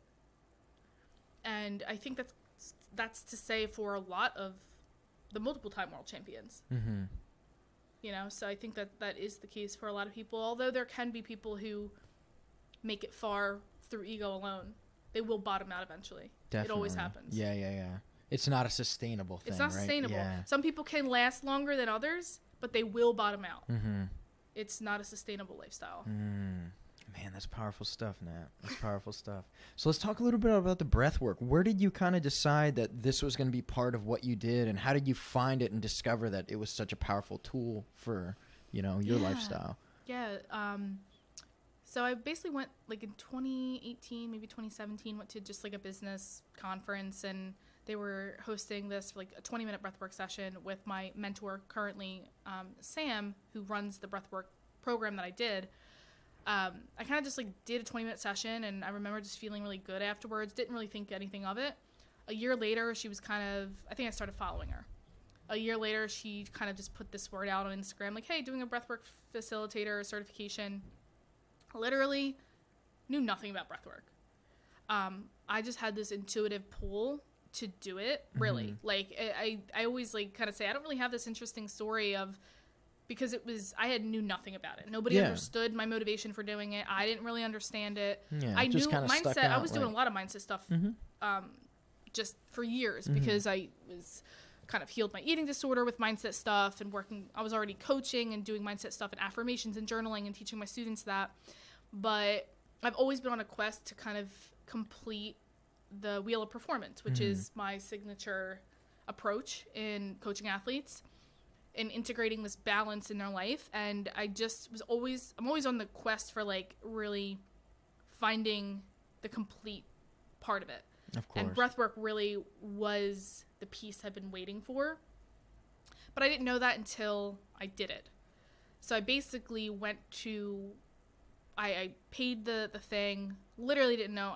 Everybody's like, what are you doing? I'm like, you're not going to believe me and understand if like, I'm learning how to breathe. Like you're spending this much money on learning how to breathe. I was like, I don't know. I just know that every cell in my body is telling me to do this thing. So I'm just going to do it. And I'm going to trust that it's going to work. So I did it, and it was just really, really powerful to become the facilitator of the whole process, I learned a lot about myself, and I realized, holy shit, this is what I've been looking for. I'm here because this is the tool that I am being called to teach other people. And specifically in the athlete setting, because that's what I love. I love athletics. I love being an athlete. It's my identity, and I love the sport. Like, I'm just never going to stop. And I was like, and I saw how it helped me with a lot of, like I said, the motivation by fear, the punishment. It helped me really understand more of, I was doing that to myself, and where those things come from, like where those patterns come from, and the subconscious part, the psychology behind all those things. And I realized that this goes a little deeper than affirmations and journaling, because they're very helpful. They're definitely mindset tools, but breathwork is an embodiment tool. Yeah. So breathwork is a deeper tool that helps you at the level of the nervous system. And so no matter how many times, like, affirmations are powerful. I've used them my whole life. They're extremely powerful, but at the end of the day, if you have a imprint in your nervous system, like say anxiety from a certain thing, which a lot of people experience in competition, unless you energetically release that, it's all energy work. So that's kind of what I get into. Unless you release the energetic imprint from your system, you're always going to be bound by that energetic imprint, which means that it doesn't matter what you're, like, kind of what you want to do and think about, your body's always going to respond in the way that it always responds until you release it, because it's just the energetic imprint. Does that make sense? It does. Because sometimes this work can be a little bit out there. Yeah. I mean, like, if you're not into the energy let me ask if this kind of makes sense as like an idea that I'm relating to this, right? This is kind of a music thing. Yeah. But for me, when I first started playing music and I was going to open mics, like, I was getting really nervous about, like, going up. But the more I did it, the more I would get confident that, look, I can play this song in practice alone perfectly fine. I need to identify that I can do this in front of people, right? It's kind of the same thing. Yeah, and so to remove that anxiety. And to take it a step further, like, not to kind of put you on display because I don't know exactly, but, like, just to kind of use that as an example. Yeah, sure. What happens when I talk about the nervous system is, and I love talking about this because it really anchors into the science. So for those who, like, don't resonate a lot with the woo-woo kind of side of it, there's science to it, which I love. I'm a science geek. So the science is the nervous system response. So we have our fight or flight system. Of course. And we have our parasympathetic nervous system. So the sympathetic and the parasympathetic. And whenever we are triggered, so whenever our nervous system is triggered, we will experience a sensation or an emotion, such as anxiety. And it automatically activates us into the fight or flight mode. But whenever we're in fight or flight, we are stuck kind of in a patterning and conditioning. So our body is going to do whatever it needs to do for survival, which oftentimes is, and when this comes back to jiu-jitsu and thoughts and stuff, if we talk about a stage fright situation, which can completely correlate to stage fright on the mats, like in competition. Definitely. There's often this story that our mind created a long time ago that created a certain pattern or conditioning or fear. And so these stories are held at the level of our nervous system. So to give you a more concrete example, oftentimes people fear rejection. Of course, yeah. And so when we talk about, let's say, the competition or the talking on the stage, when we are in a place of exposing ourselves or vulnerability, our survival instinct comes online and it says, hey, this doesn't feel safe because we're about to expose ourselves, right? Singing or music, like a part of yourself that's very vulnerable, is about to be displayed. So in an effort to prevent that from happening, for fear of rejection or fear of failure, it tries to stop us. And it tries to stop us by activating an emotion. And it activates this emotion of anxiety, of our palms sweating, and it causes us to kind of have this nervous system response. So if we cave to that, then we will most likely not perform the activity we want to do, right? So, like, we might just be like, oh, I'm too nervous, I'm not going to do it. So what breathwork really helps with is help us learn how to allow these sensations to move through our bodies so that they are released, because when you feel that sensation of anxiety, it feels really real, right? It can feel suffocating. Yeah. And so that is just a survival instinct of the body. So when we can remind ourselves that, hey, I'm not actually in danger right now, because the fight or flight is all danger. Like, I'm not actually in danger. I'm just standing here. Like, we can kind of remind ourselves that it's safe to be in our body. Nothing's actually in danger right now. And so when we make that statement within ourselves, we're able to let those sensations move in our body and release them from our body so they kind of calm down. And then what we need to do is we need a vehicle to help move that energy, because that's just stuck energy. So that's breath. So you use your breath to help push the energy through the system and release it through your breath so that you can be more grounded in your body and kind of shift from that sympathetic to the parasympathetic, which is more of the restorative part of the nervous system, more of the grounding. Yeah. And so the more that we make that shift, then we're not going to be controlled by those sensations. And that's when we can shift to a more empowering place and take action from that. Does that make sense? Dude, it makes so much sense. So I need to change my game up a little bit. From a So for instance, to give you a personal example of how I utilize this and why breathwork is really powerful and why I use it in competition, is I for sure get fuck ton of nervous. Of course, always. Yeah. It's a natural response. I'm always going to get nervous. Yeah. I'm probably going to be more nervous as a brown belt, black belt, going against high level people. Like, it's going to be there 100%. And I have a pattern I've been working through is fear of failure. That's always been big for me. And so when I notice that start to come online, when I notice my body start to react in a way where it's like, fear of failure, you don't want to fail, right? That if I go in with that mentality, we're going to attract that. So I'm going to end up failing because that's all I can think about. And it's going to prevent me from opening up my game and just going with the flow and being creative because I'm just so scared of failing. Yeah. So when those things start to come online, we need to use that as a redirection to use our breath to kind of release that sensation from our body. Yeah. I often will get maybe a anxiety chest type thing. Mm-hmm. So I'll just breathe until I feel my physical body relax. So that's really what you do. You get to use your body as like the direction of like, oh, I'm feeling it physically relax. And then you're going to be more grounded, more centered, because we're just retraining our nervous system. Yeah. We're literally just retraining our nervous system.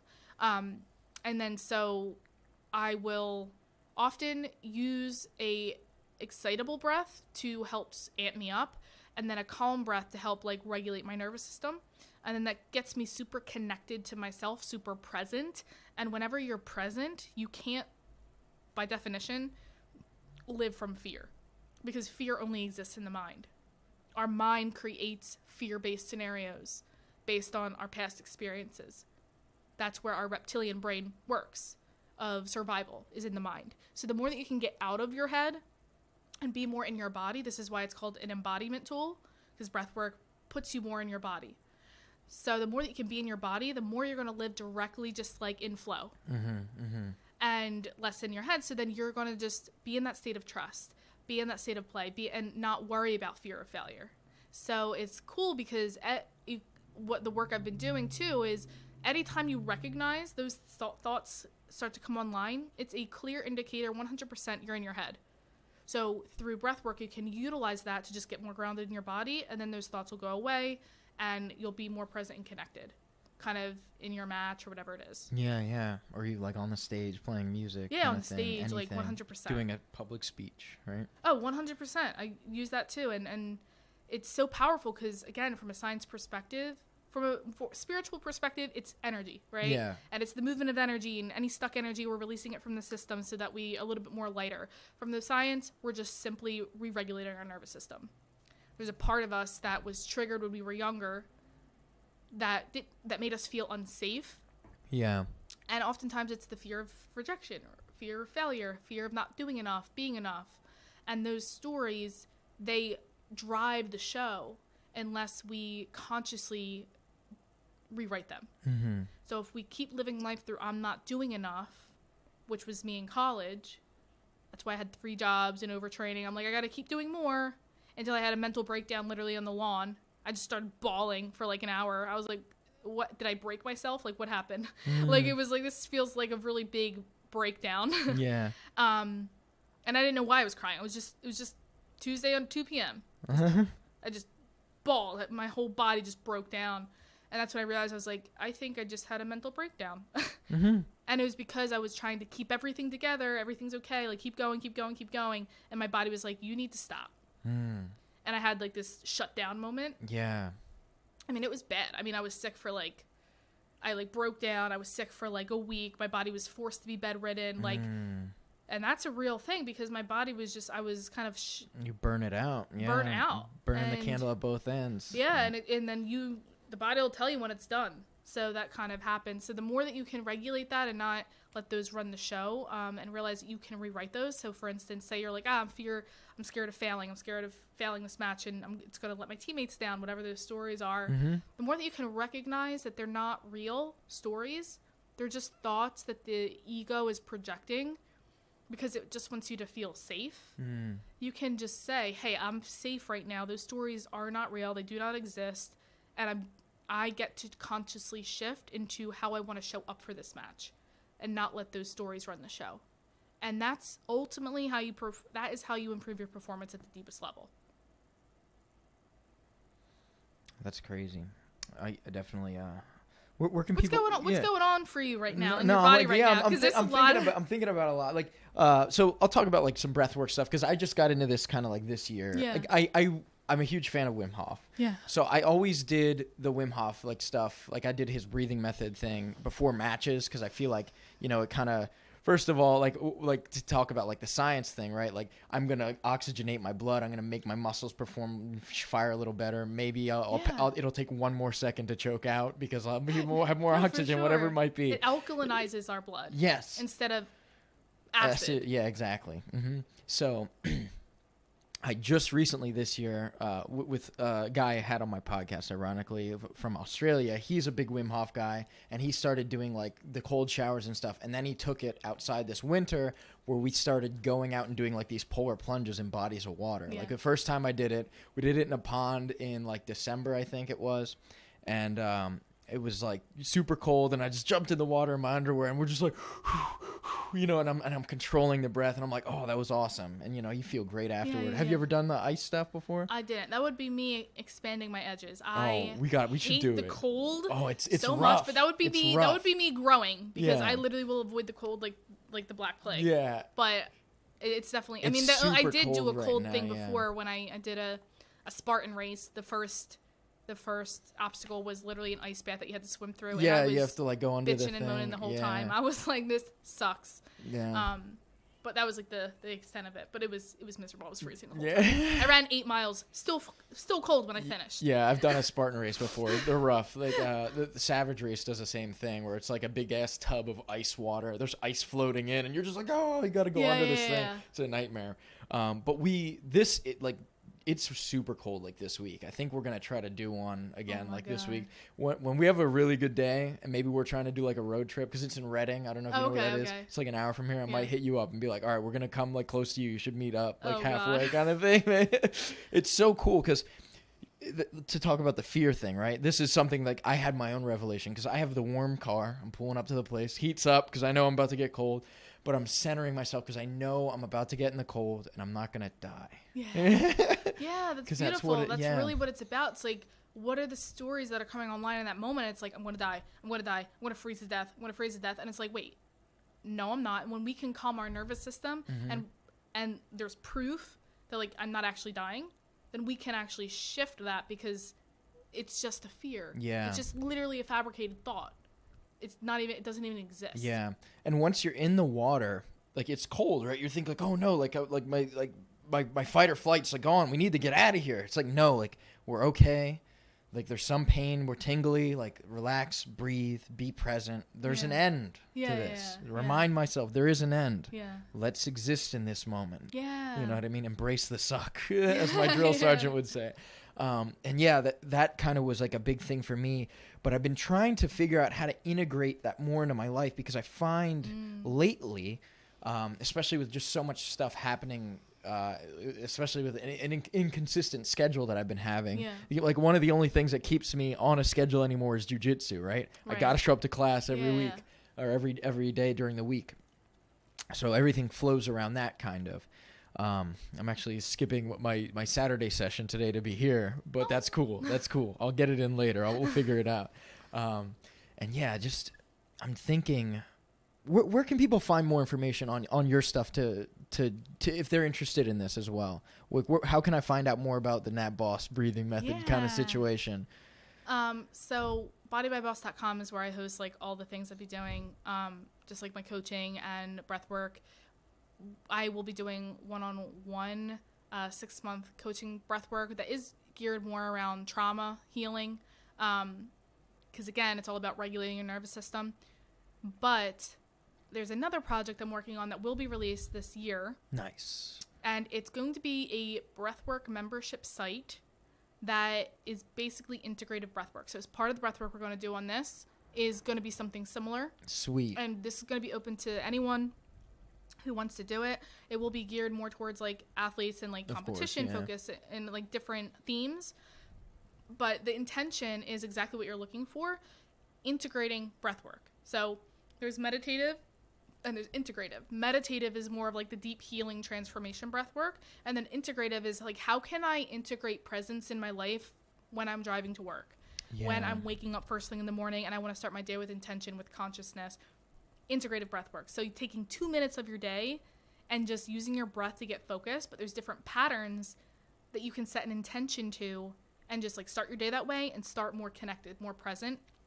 And that's the intention behind the membership site that I'll be creating, is basically logging in whenever you want and picking, none will be more than 10 minutes. But just picking like, what do I want to feel today? How do I want to show up? So maybe there'll be, breath work for motivation, breath work for grounding, breath work for sleep, breath work for competition, and like literally just picking like what theme you want to embody and then do the breath work. And, being able to have that like on your phone to be like, this is how I want to do it, because I really want to bring breath work not only on a deeper level to people, but like the most important thing is integrate it in your daily life. Like the most powerful thing you can do for yourself is when you are feeling triggered, create space from that moment. And so what I like to say is creating space from the moment of a trigger to your reaction is where you can be empowered.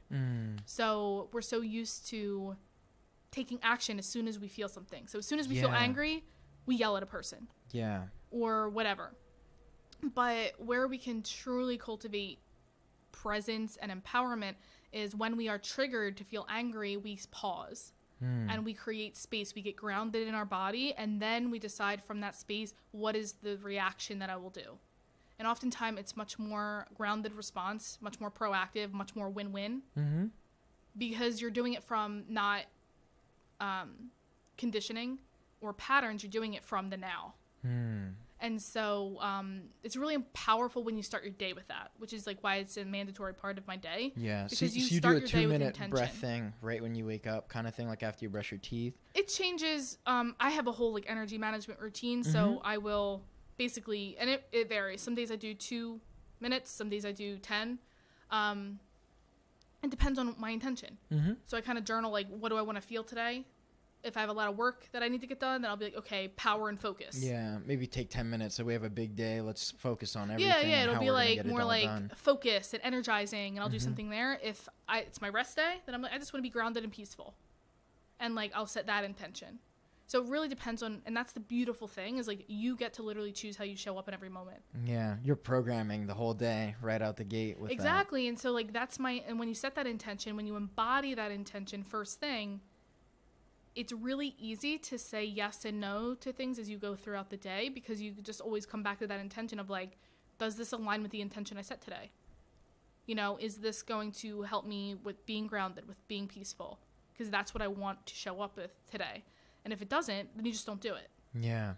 And so it's so easy to be like to your question a lot earlier of like, well, how do you know like what to say yes and no to? It's like, that's what you do. It's like you set your intention, and then anything that is in alignment with that intention, you do, and anything that isn't, you don't. And that's like the easiest way to navigate life. That's awesome. That's like a cheat code right there. It really is. It takes away all like the thoughts that go on of like, what to do now? What do I do now? The confusion, the intertwining. It's like, it's really simple. Is this going to help me stay focused? No? Okay. Not doing it. And it just becomes really streamlined. So if you wanted to do it in the morning, my recommendation, it really depends again on your intention, but for the most part, I like to energize in the morning. Of course. So I often do like a lot of energizing breath patterns. And I would say that if I just notice myself getting too, not amped up, but too wrapped up in work or lots of things happening with work, that I notice myself starting to, those patterns start to come online of like, oh, you got to do this and do this and do this. That's when I'll ground myself again.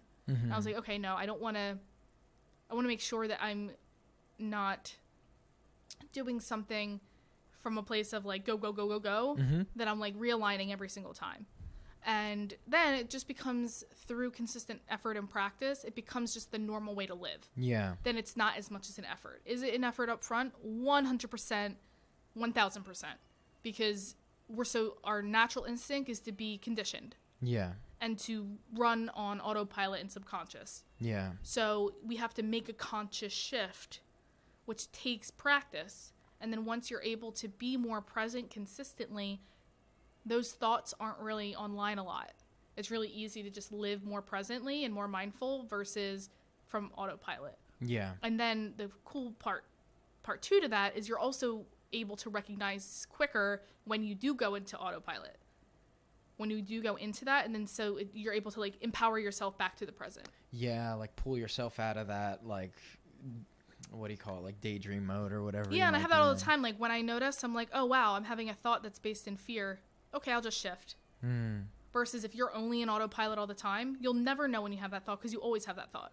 Yeah. So the more it's controlling your subconscious almost. Yeah, absolutely. I've been there. Like even like lately, like I need to get certain things done, and I'm just like, oh man, maybe I'll just play a video game. So I don't want to think about this, like, because I can't shift it, right? Yeah. So I'm just gonna distract myself from the whole thing entirely, and then nothing gets done. And that's actually really important that you said that, because our coping strategies and the subconscious programming, there's only 2 things that we normally do. Well, 3, I'll say. We distract, we numb, or we dissociate. That's our coping strategies that most of the world does. So say, for instance, you're like, oh, I have all this stuff to do. It's really overwhelming. I'm just going to eat my feelings. Right? And that's numbing strategy. Numbing is like, I'm just going to eat because it's just too overwhelming, everything I have to do. Now, nothing's getting done, but it's giving you that short-term satisfaction, that instant gratification, but it's not serving the bigger purpose. Yeah. Distraction is the same thing. Oh, I have all this work to do, but I think I'm just going to play like a couple video games and just like distract myself. And you feel better in the moment because you're like, oh, I'm just like doing this thing. But in the back of your mind, you're like, avoiding this long email list. Yeah. Like, or whatever. And then dissociation is almost like shrinking and pretending, like almost denial of reality. Yeah. And that's very disempowering too. And so these are all coping strategies. These are things that our body created or our mind created simply because we didn't feel safe.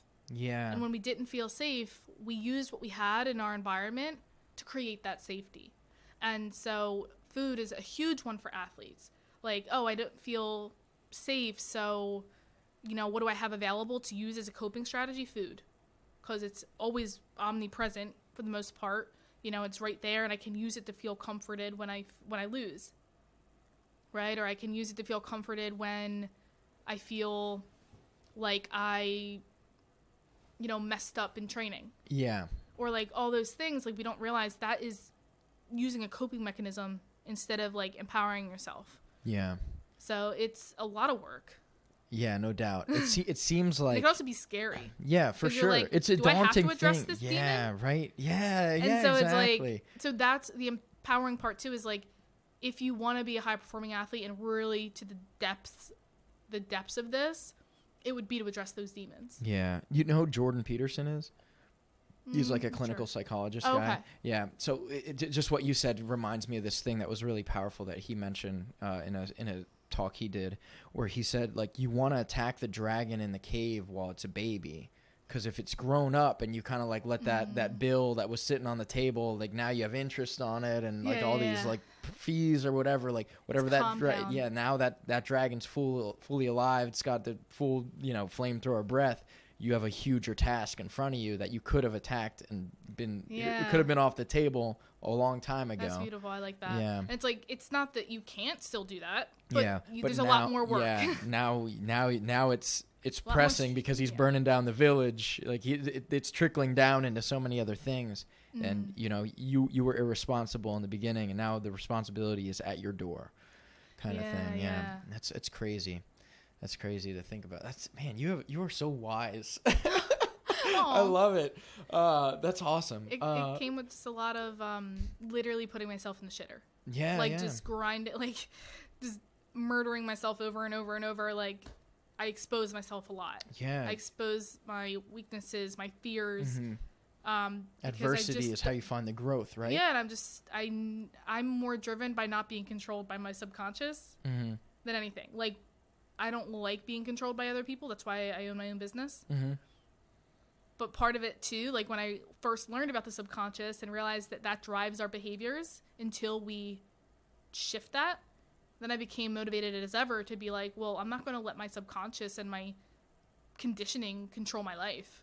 Like, I refuse to let that happen. And my stubbornness in that is what drives kind of like these behaviors to be like, you know, I'm not letting fear of failure dictate my life in the present. Yeah. You know, like I refuse to have that. And it'll still come online, but like I know I have the tools to shift out of it. And that's kind of like where the empowerment comes from. Because as humans, we're always going to have that. Yeah. Because we're just flawed innately. So like we have to kind of give ourselves grace. Yeah. Too. Because you will have that. And it's like never about not having it ever. It's about changing your relationship to it. So it's like I'm going to always have, you know, I'm always going to have a fear of failure maybe. But can I change my relationship to it instead of letting it control me? Yeah. And it's like, cool, thanks for being there. I appreciate you. You're just trying to protect me and make sure I'm safe. But I'm cool. Yeah. And then shift into... Identify it as a reflex, not as like a daunting demon. Yeah, it's part of like separating yourself, your identity from it, instead of being the identity. So like when we think of, I'm going to fail, I'm a failure, that's being the identity. But when you can realize that that's a pattern and you're not that pattern, that's where you can be like, okay, I acknowledge that pattern and I'm going to put that pattern on the shelf. And what do I want to be? And realize that I can actually choose who I want to be right now. And I don't have to be that pattern. Yeah. That's really, really important. If like anybody could do that, like you're going to notice yourself just be empowered 10 times because you don't have to get stuck in the narrative of like, oh, I have to do this or I have to do that. This is just who I am. No. Yeah. Your personality is not static. Yeah. You can always shift and change. And that should relieve pressure because you can be more creative and explorative on who you want to be. Yeah. That makes so much sense. And the kind of fighter you want to be. Yeah, or an athlete in general, whatever you want to be. A musician, you know? Exactly, yeah. Really applies to any area. That's awesome. Man, I hope a lot of people who are listening to this really, you know, take something from that. Because I know I am. Like, there's legitimate, like... I'm having like a moment of clarity like right now. Share. What's the biggest piece of clarity you feel? I just feel like I can definitely take a bigger responsible role in how I structure my day to day, despite like, cause I don't have a podcast on Saturday at noon every week. Right. Yeah. But there are other things that I can be more industrious about in my schedule and I should be. And because that would keep these patterns of, you know, the distraction and things like that from creeping in and taking root of what I want to be doing, you know? Yeah. Definitely like powerful stuff. And part to that, one of the mantras that might help you, because it's a mantra that I do too, is this idea of structure creates freedom. Yeah.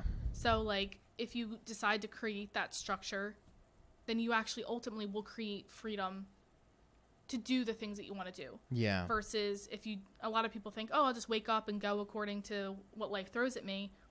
Then you are not taking control. Yeah. You are not being proactive with every single moment. Yeah. And so that lack of structure, you think it's freedom because you don't have a timeline. Yeah. But you're actually more distracted.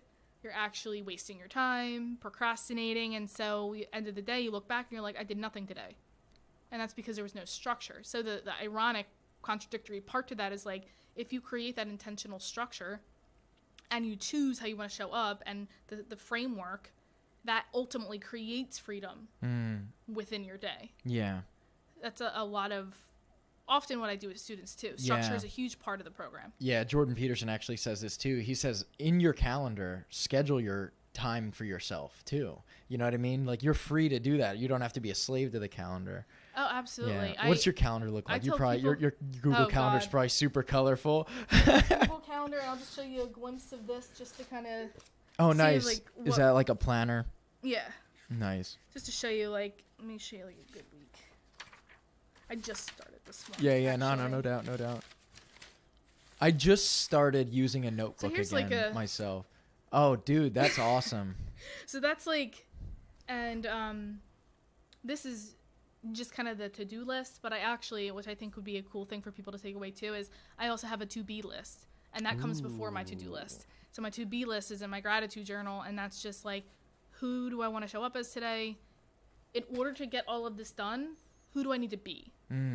So I need to be focused. I need to be connected. I need to, if I'm talking about my program and filling up spots for my program, you know, my intention always is like, okay, I need to be somebody connected to service, connected to helping people, connected to, I mean, that's always my intention, but that's more so when I'm like, if I was to show up connected to service and serving people today to help people, what would that look like? You know, if I was, and then like, if it's more like, okay, you got to do the numbers of your business, you got to do the structure of your business, then I'm not necessarily connected to service. I'm connected to focus. Yeah. And like, okay, I need to be focused today because this is not my area of expertise. I don't like numbers. I don't like doing this stuff, but it needs to get done. Yeah. So it's all about like, what's that intention going in?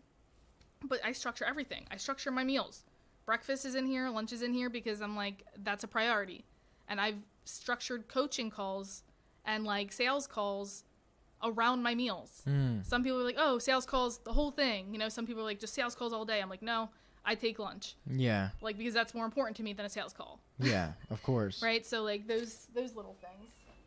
And I show up better. Yeah. Because then when I'm fueled and I'm not starving, my eyes aren't crossed. Yeah. Then I'm able to actually have a conversation and connect with someone and whatever. Yeah, you're present in every moment because you know what it's gonna be, right? Yeah. Exactly. You set the schedule, but how do you handle chaos like coming in to the industriousness that you create? Like maybe like there's you're planning like, all right, I'm gonna arrive there, you know, at 11 o'clock. Crap, traffic jam. I'm gonna be 30 minutes late because Philly. You know what I mean? Absolutely. So 2 things I do on a more tactical thing. I create what I call a fluid structure. So I create a structure in my schedule, but I always create buffer times because I did it wrong for a long time where I would do minute to minute to minute to minute, and then something would go wrong and I'm like, shit, I'm late for this, and now this is late, because I left no buffer time. I learned that lesson quick, and now I was like, oh wow, I can create buffer time. So I'm just going to make sure I have like 30 minutes here and there in case something does get pushed back. I already have that fluidity and it's still somewhat structured. So that is more of a tactical. And then breath work is my other one. Breath work is because it'll regulate your nervous system. So as soon as something goes wrong or not according to plan, we get stressed or overwhelmed. And again, that's a nervous system response. It's our fight or flight system. How many times a day do you do breath work? I would say probably 2 to 3. 2 to 3 times? Yeah, and I would say maybe 1 to 2 more consistently because it's every single morning, and then I use it as needed throughout the day. And then again, for how long? Like it takes like 2 to 10 minutes, right? Generally. I mean, if it's in the morning, that's more intentional with the time. But when it's during the day, it's like I'll just take 5 deep breaths. Yeah. Or like I'll just do like 2 minutes. Like I'll just walk away. If I notice that I'm getting frustrated by something and I want to react in an old way, like I want to get angry or I want to yell, then I'll like remove myself, do a couple rounds of breath work till I notice my energy shift, and then I'll go back. But because I've been doing this for so long, I've been pretty grounded in my energy recently. So I haven't felt the need to do it as often. But there have been points where I have used it and it just works because you just take that time to, or I've even noticed it like, okay, this person's getting the energy's starting to get a little anxious here. I'll say, why don't you do some breath work? Like, just do like a couple rounds, like, or just step aside. You need to pause before like it escalates. Yeah, the situation. Before you do something you're gonna regret. Yeah, definitely, or say something that you don't mean. So breathwork is more the tangible, the whatever, and then like more of a tactical strategy is like create more of a fluid structure. That's awesome, dude. Yeah. All right, we went super deep into that, and I'm glad we did. That was awesome. But let's come back to jiu-jitsu for a little bit here. Yeah. So have you do you know what street beefs is? Street beefs? Yeah, you know what that is? No? It's like this underground thing in Virginia. They're allowed to have like unsanctioned fights. So they have this little like dirt patch with like hay bales around it. And it's just like an MMA thing. Yeah. I was going to say, would you ever do it? But if you've never seen it, I'll have to DM you one. Well, it's like Fight Club, right? It's like but it's ghetto. Only? It's like ghetto Bellator, really. It's like these people that are untrained fighters just banging it out. But I would definitely do that from Kensington. Are you kidding me? I would totally do that. Let's go. That's awesome. Would you ever do like an amateur MMA fight? Yeah, it was something like on my kind of to-do list or like you know eventual bucket list thing. Kind of thing. Yeah, bucket list. Definitely wouldn't do. Like, I have no desire to do, like, UFC or anything. But I would definitely like to just do, like, one fight. Like a super fight, having done martial arts, like, my whole life, I just, like, think it would be cool to kind of combine all the arts. Yeah. And just kind of get one fight in, just raw. Yeah. You know, allow myself to just beat somebody up in a controlled setting. Yeah. I think that I would love that. That's awesome. Have you ever used any of your, like, jiu-jitsu or other martial arts in, like, a real-life situation? Unfortunately, no jiu-jitsu. I've always wanted to be like, please, but I've just gotten in like fist fights. Yeah, just had to that kick was like someone when in I the was face younger kind of and things like that. You want to tell a story? Yeah, I mean, most of the fist fights I got into were guys. I would say like all of them. That's amazing. But yeah, I mean, it was kind of a little bit dirty fighting. Like it was more on a bus, and it was just like he was just talking shit, and I just was sick of it. So I just said like, you know, shut up. I said some sarcastic remark, and he was like, and he basically didn't want anybody to talk back to him, so he punched me in the face, and no way. So then I just beat the living shit out of him. Shit, yo. Oh, I beat the living shit out of him. Like I grabbed him by the back of the head. It was on a bus, so I like shoved his face in the seat, and I was punching him in the back of the head. It was a little vicious. I think everybody was very scared. They had no idea that was coming from me. But I was actually lifted his head up, and I was just like, are you done yet? Because he was like still cursing me out like as I was punching him. I was like, are you done yet? He was like, no. So I shoved his face back, and like I was just kind of like messing with him. Damn, and the dude. bus and he was like he was kind of yelling at the bus driver to be like what, like get her, like she's attacking me. And he was like, you started that shit, like you gotta finish that. He's like real. He's like, she's a girl, like you're on your own right now. Like, yeah, for real, dude. And I got suspended, but it's so weird. A lot of guys just felt like messing with me. That's so funny, I just dude. kind of got a lot of fist fights with them, and but I think it's how I present myself to. I think I was known to be very much of a hothead until I learned how to control myself better. Yeah, for sure. So I think people try to avoid that, like, because it was like 0 to 100. Yeah, like, yeah, I feel you. Like, I feel you. Yeah, so but it was mainly just like fist fighting, not like legit taekwondo.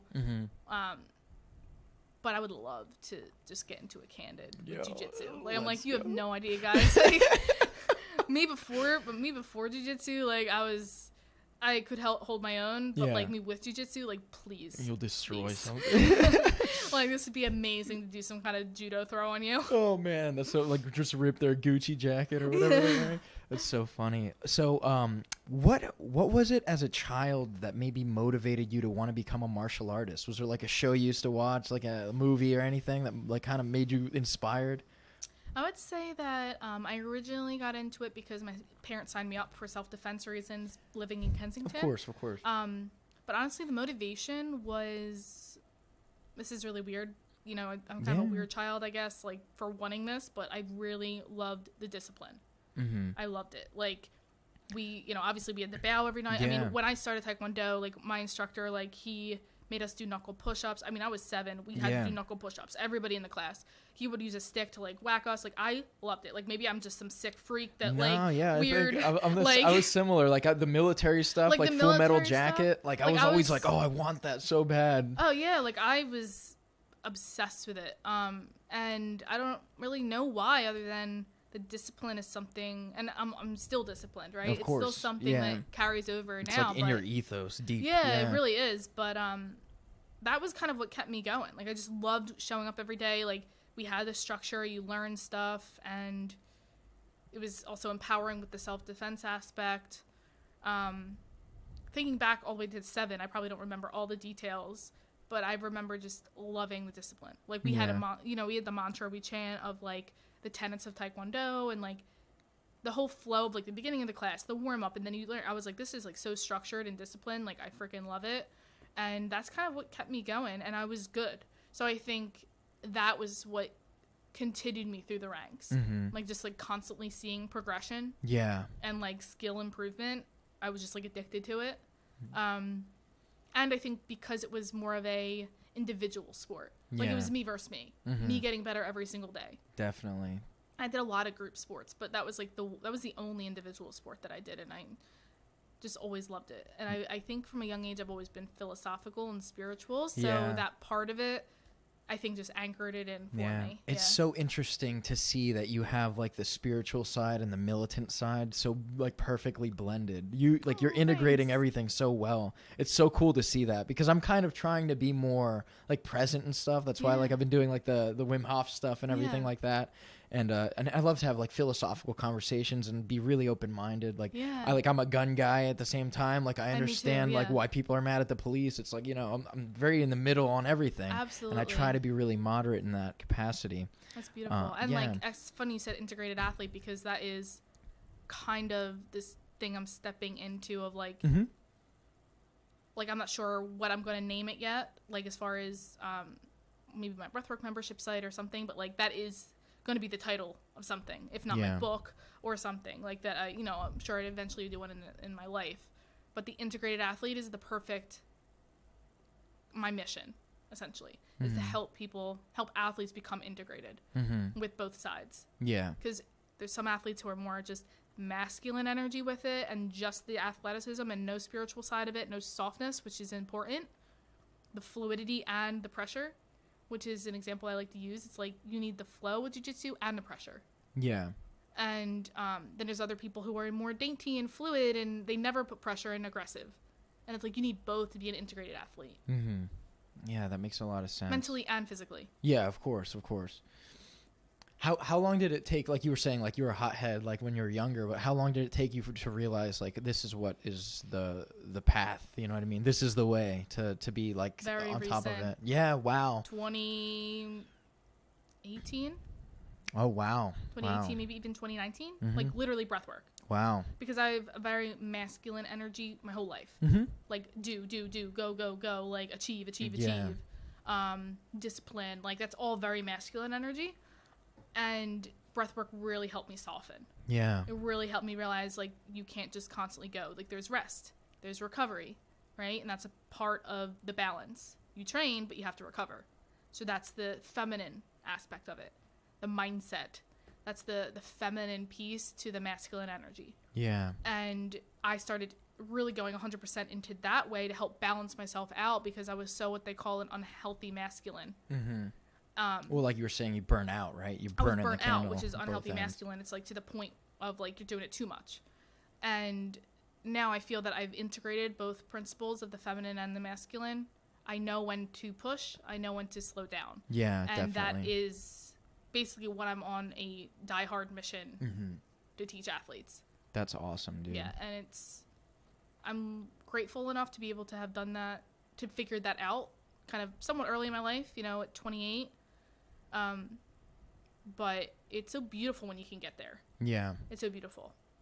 That is awesome, dude. So let me ask this. Is there, like, to come back to jiu-jitsu, right? Yeah.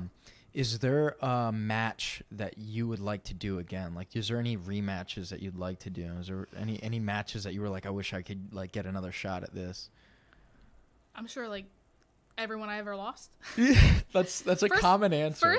It's a common answer is, like, everyone I ever lost.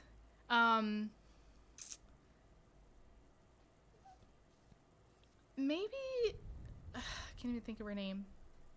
There's this one girl that we fought a couple times, and our match always ends up the same way because like I think it's just our styles. Do they clash in a weird way? That's cool. It just ends up kind of being not as exciting as all my other matches. Yeah. Like, but I think part of it is our styles, and I beat her every time, but I was never satisfied with the match. It just always felt not like I'm excited. I want to see an exciting match. You know what I mean? Of course. It's kind of like a closed guard match. She's defending, but we're both really strong. So, you know, my guard's hard to break. She's hard to break. It just, there's not like, I love doing the flips and the transitions and this and that and this. Yeah. And that just it's more technical than athletic or something like this. Yeah. So it's definitely not as high energy as far as movement. And I would like to, we actually fought each other twice, but I'd like to fight again, because I'd like to just see if I just change my approach, because both matches I went in, I was like, I'm doing my A game. Yeah. But she did her A, like she kind of just was in my closed guard and not really doing much. And I was like, this is boring as hell. So I would like to just go in and just like not do maybe my A game. Like not do my A game for the sake of winning. Like if I was just to do something completely different, like I'm so curious, like what else can we do in this match? Yeah. Because there's just been so limited done. Yeah. If that makes sense. Yeah, it makes sense. So that's kind of, I think, the one that stands out to me the most. Yeah. And one girl from Lloyd Irving, who beats me every single time. Damn. She's really good, but she got in my head a lot. Yeah. You don't remember their names? The first girl, I mean, I fought her. Hold on. Yeah. Take your time. I don't remember most people I compete against. Well, she has short pink hair, the one girl who I was beating, and like the match is kind of boring. Yeah. I literally can't even remember her name. But the other one's Roya. Don't know how to say her last name. But she's Lloyd Irvin, and her name's Roya, and she's won big competitions. We're always kind of at the same weight and rank. Yeah. But she's always beaten me, and it's actually never been through submission. It's literally always been by like 2-point takedown. Yeah. But she got in my head, like she just got in my head so much because I was so stuck in those patterns of fear of failure when I competed with her. So I would be so curious to see like now that you're through more all level, the work that I've been doing, like if I'm able to break that, because that would be a win. Even if I lost, if I was able to, my mindset was different going in, that'd be the biggest win for me. Yeah, because just handle it in a more poised way. Numerous times. Yeah. And so like every time I'm paired with her, like I already felt my body kind of go into that like fuck mode. Yeah, for sure. As always, that manifests what you don't want by already kind of thinking you lost ahead of time. But that was way before I'd been doing this work. Yeah. So I would be interested to see kind of like what would happen. Yeah. You know, so those are the two that stand out to me. For sure. And if I can remember that girl's name, I will let you know. But I like can't even think of it for the life of me, the one girl. Yeah, that's cool. Is there any match you haven't done that you'd really like to do? Is there a matchup you'd like to do that you haven't before? Well, funny thing is I never competed at brown belt yet because COVID happened and everything got shut down. So as far as brown belt, and I'm at a different weight right now just because I'm still coming off the pregnancy. Of course, yeah. But if I could fight at my usual weight, feather, at brown belt, I think that Mo Black, do you know her? No, I don't. She fought on Fight to Win last night. She's an excellent fighter. I mean, that would be me pushing. Like, I think she could potentially destroy me. She's a black belt? No, she's brown. She's brown belt as well, okay. She's so fucking good. She's great wrestling. Like, she's scrappy. Like, I see a lot of me. I feel like it'd be a very great match. Yeah. And really challenging to me. Like, me... That was the Fight to Win that was in Philly? No, there's a Fight to Win in Miami. Oh, okay. The first all-female card was last night. Yeah. Oh, and she did, like, I think a special guest match. But, like, she has a great track record on Fight to Win. Like, I think she holds a title as well. Yeah. She's very strong, very technical. Like, she's just very good at all the elements. And so... That would be, like, a really cool match. It would be a challenging match for me. Yeah. Like, me saying I want to kind of fight that would be really pushing, like, this ain't going to be an easy fight. Like, but I think it would be really cool to see because we both kind of do groundwork and takedown work, and similar we're scrappy styles. and we're strong. Yeah. So it'd be kind of a lot of the same principles. So it'd be really cool to kind of do that. Yeah, that's awesome. That's awesome. Is there I'm sure it's inevitable because we're so close in weight, and I just haven't competed. Is she based out of Miami? No, she's, I think, Colorado. Oh, wow. Random. Yeah, that's awesome. That's awesome, though. Is there a submission that you like to get, like, that you haven't yet in competition? I thought you meant on her. I was like, Yeah, well, I'm not going to say that here. Yeah, in case of course, we do of course. No, just like in the night, like in one of the competitions coming up, like, is there knee something? bar. A knee bar? Oh, nice. I am definitely knee bar. Knee bar, toe hold. I get those a lot in training because now that I really can do it at brown belt. And I just think that would be sick to be able to get like a knee bar. What do you think about IBJJF letting the heel hooks in now? I mean, I guess I don't think I personally don't do heel hooks. I'm not opposed to them. Yeah. But I just tend to like other submissions. Yeah. I guess it really depends. Like, I know there's a risk as far as injury and stuff like that. But I don't know. I feel like at the end of the day, if you're higher enough belt and you know that it's available, just start training to learn how to defend it or maybe learn how to do one. I probably still won't go for it's definitely not my A game. Like, I would not be going for a heel hook for my A game. But I mean, I guess it's fine. Like, where I'm at in my journey as a brown belt, like, I would feel safe because I know how to defend myself. Yeah. But like, as white belts, I would feel sketchy. Yeah, for sure. I definitely don't. I think it's legal now for. I think they said brown and black. Yeah, I think it's the highest level. And I think that's totally fine. Like, I'm totally cool with that. But I definitely don't think it's good for any of the lower belts. Just too high risk of injury. Sure. But I'm down with it. All my friends, like Jess, Feliciano, and stuff, they're all like heel hook people. So whenever I train with them, I'm often defending them, which I don't mind doing. But I never really go for them. Yeah, that's awesome. All right, well, it's almost like we're creeping on 3:00 here. I don't know if you have plans going on. Do you have anything planned today? I was gonna drill. We were gonna do like a little bit of competition style training, just like for an hour or something like that, and just kind of do some work. It's kind of chill day. Yeah, that's sweet. That's sweet. Well, why don't we let's close this out, and then we'll do a breathwork video, and we'll release that in a couple of days as well. Is there any shout outs or anything you want to give, like before we end here? I'll shout out to Hold Fast. It was my gi sponsor. Oh, that's awesome. Based in New York. Awesome. And let's see. Shout out to all my students. I love you all. If you're listening to this, just thanks for tuning in. Shout out to John, my coach, husband. Yeah, I think. And my little one, little Johnny. Yeah. He's going to be a future world champ. Hell yeah. Hell yeah. With a mom like you better be. He's got all the perfect pieces to line it up. That's awesome. I hope so. Well, thanks for coming on the show, dude. Yeah, thank you so much. It was awesome.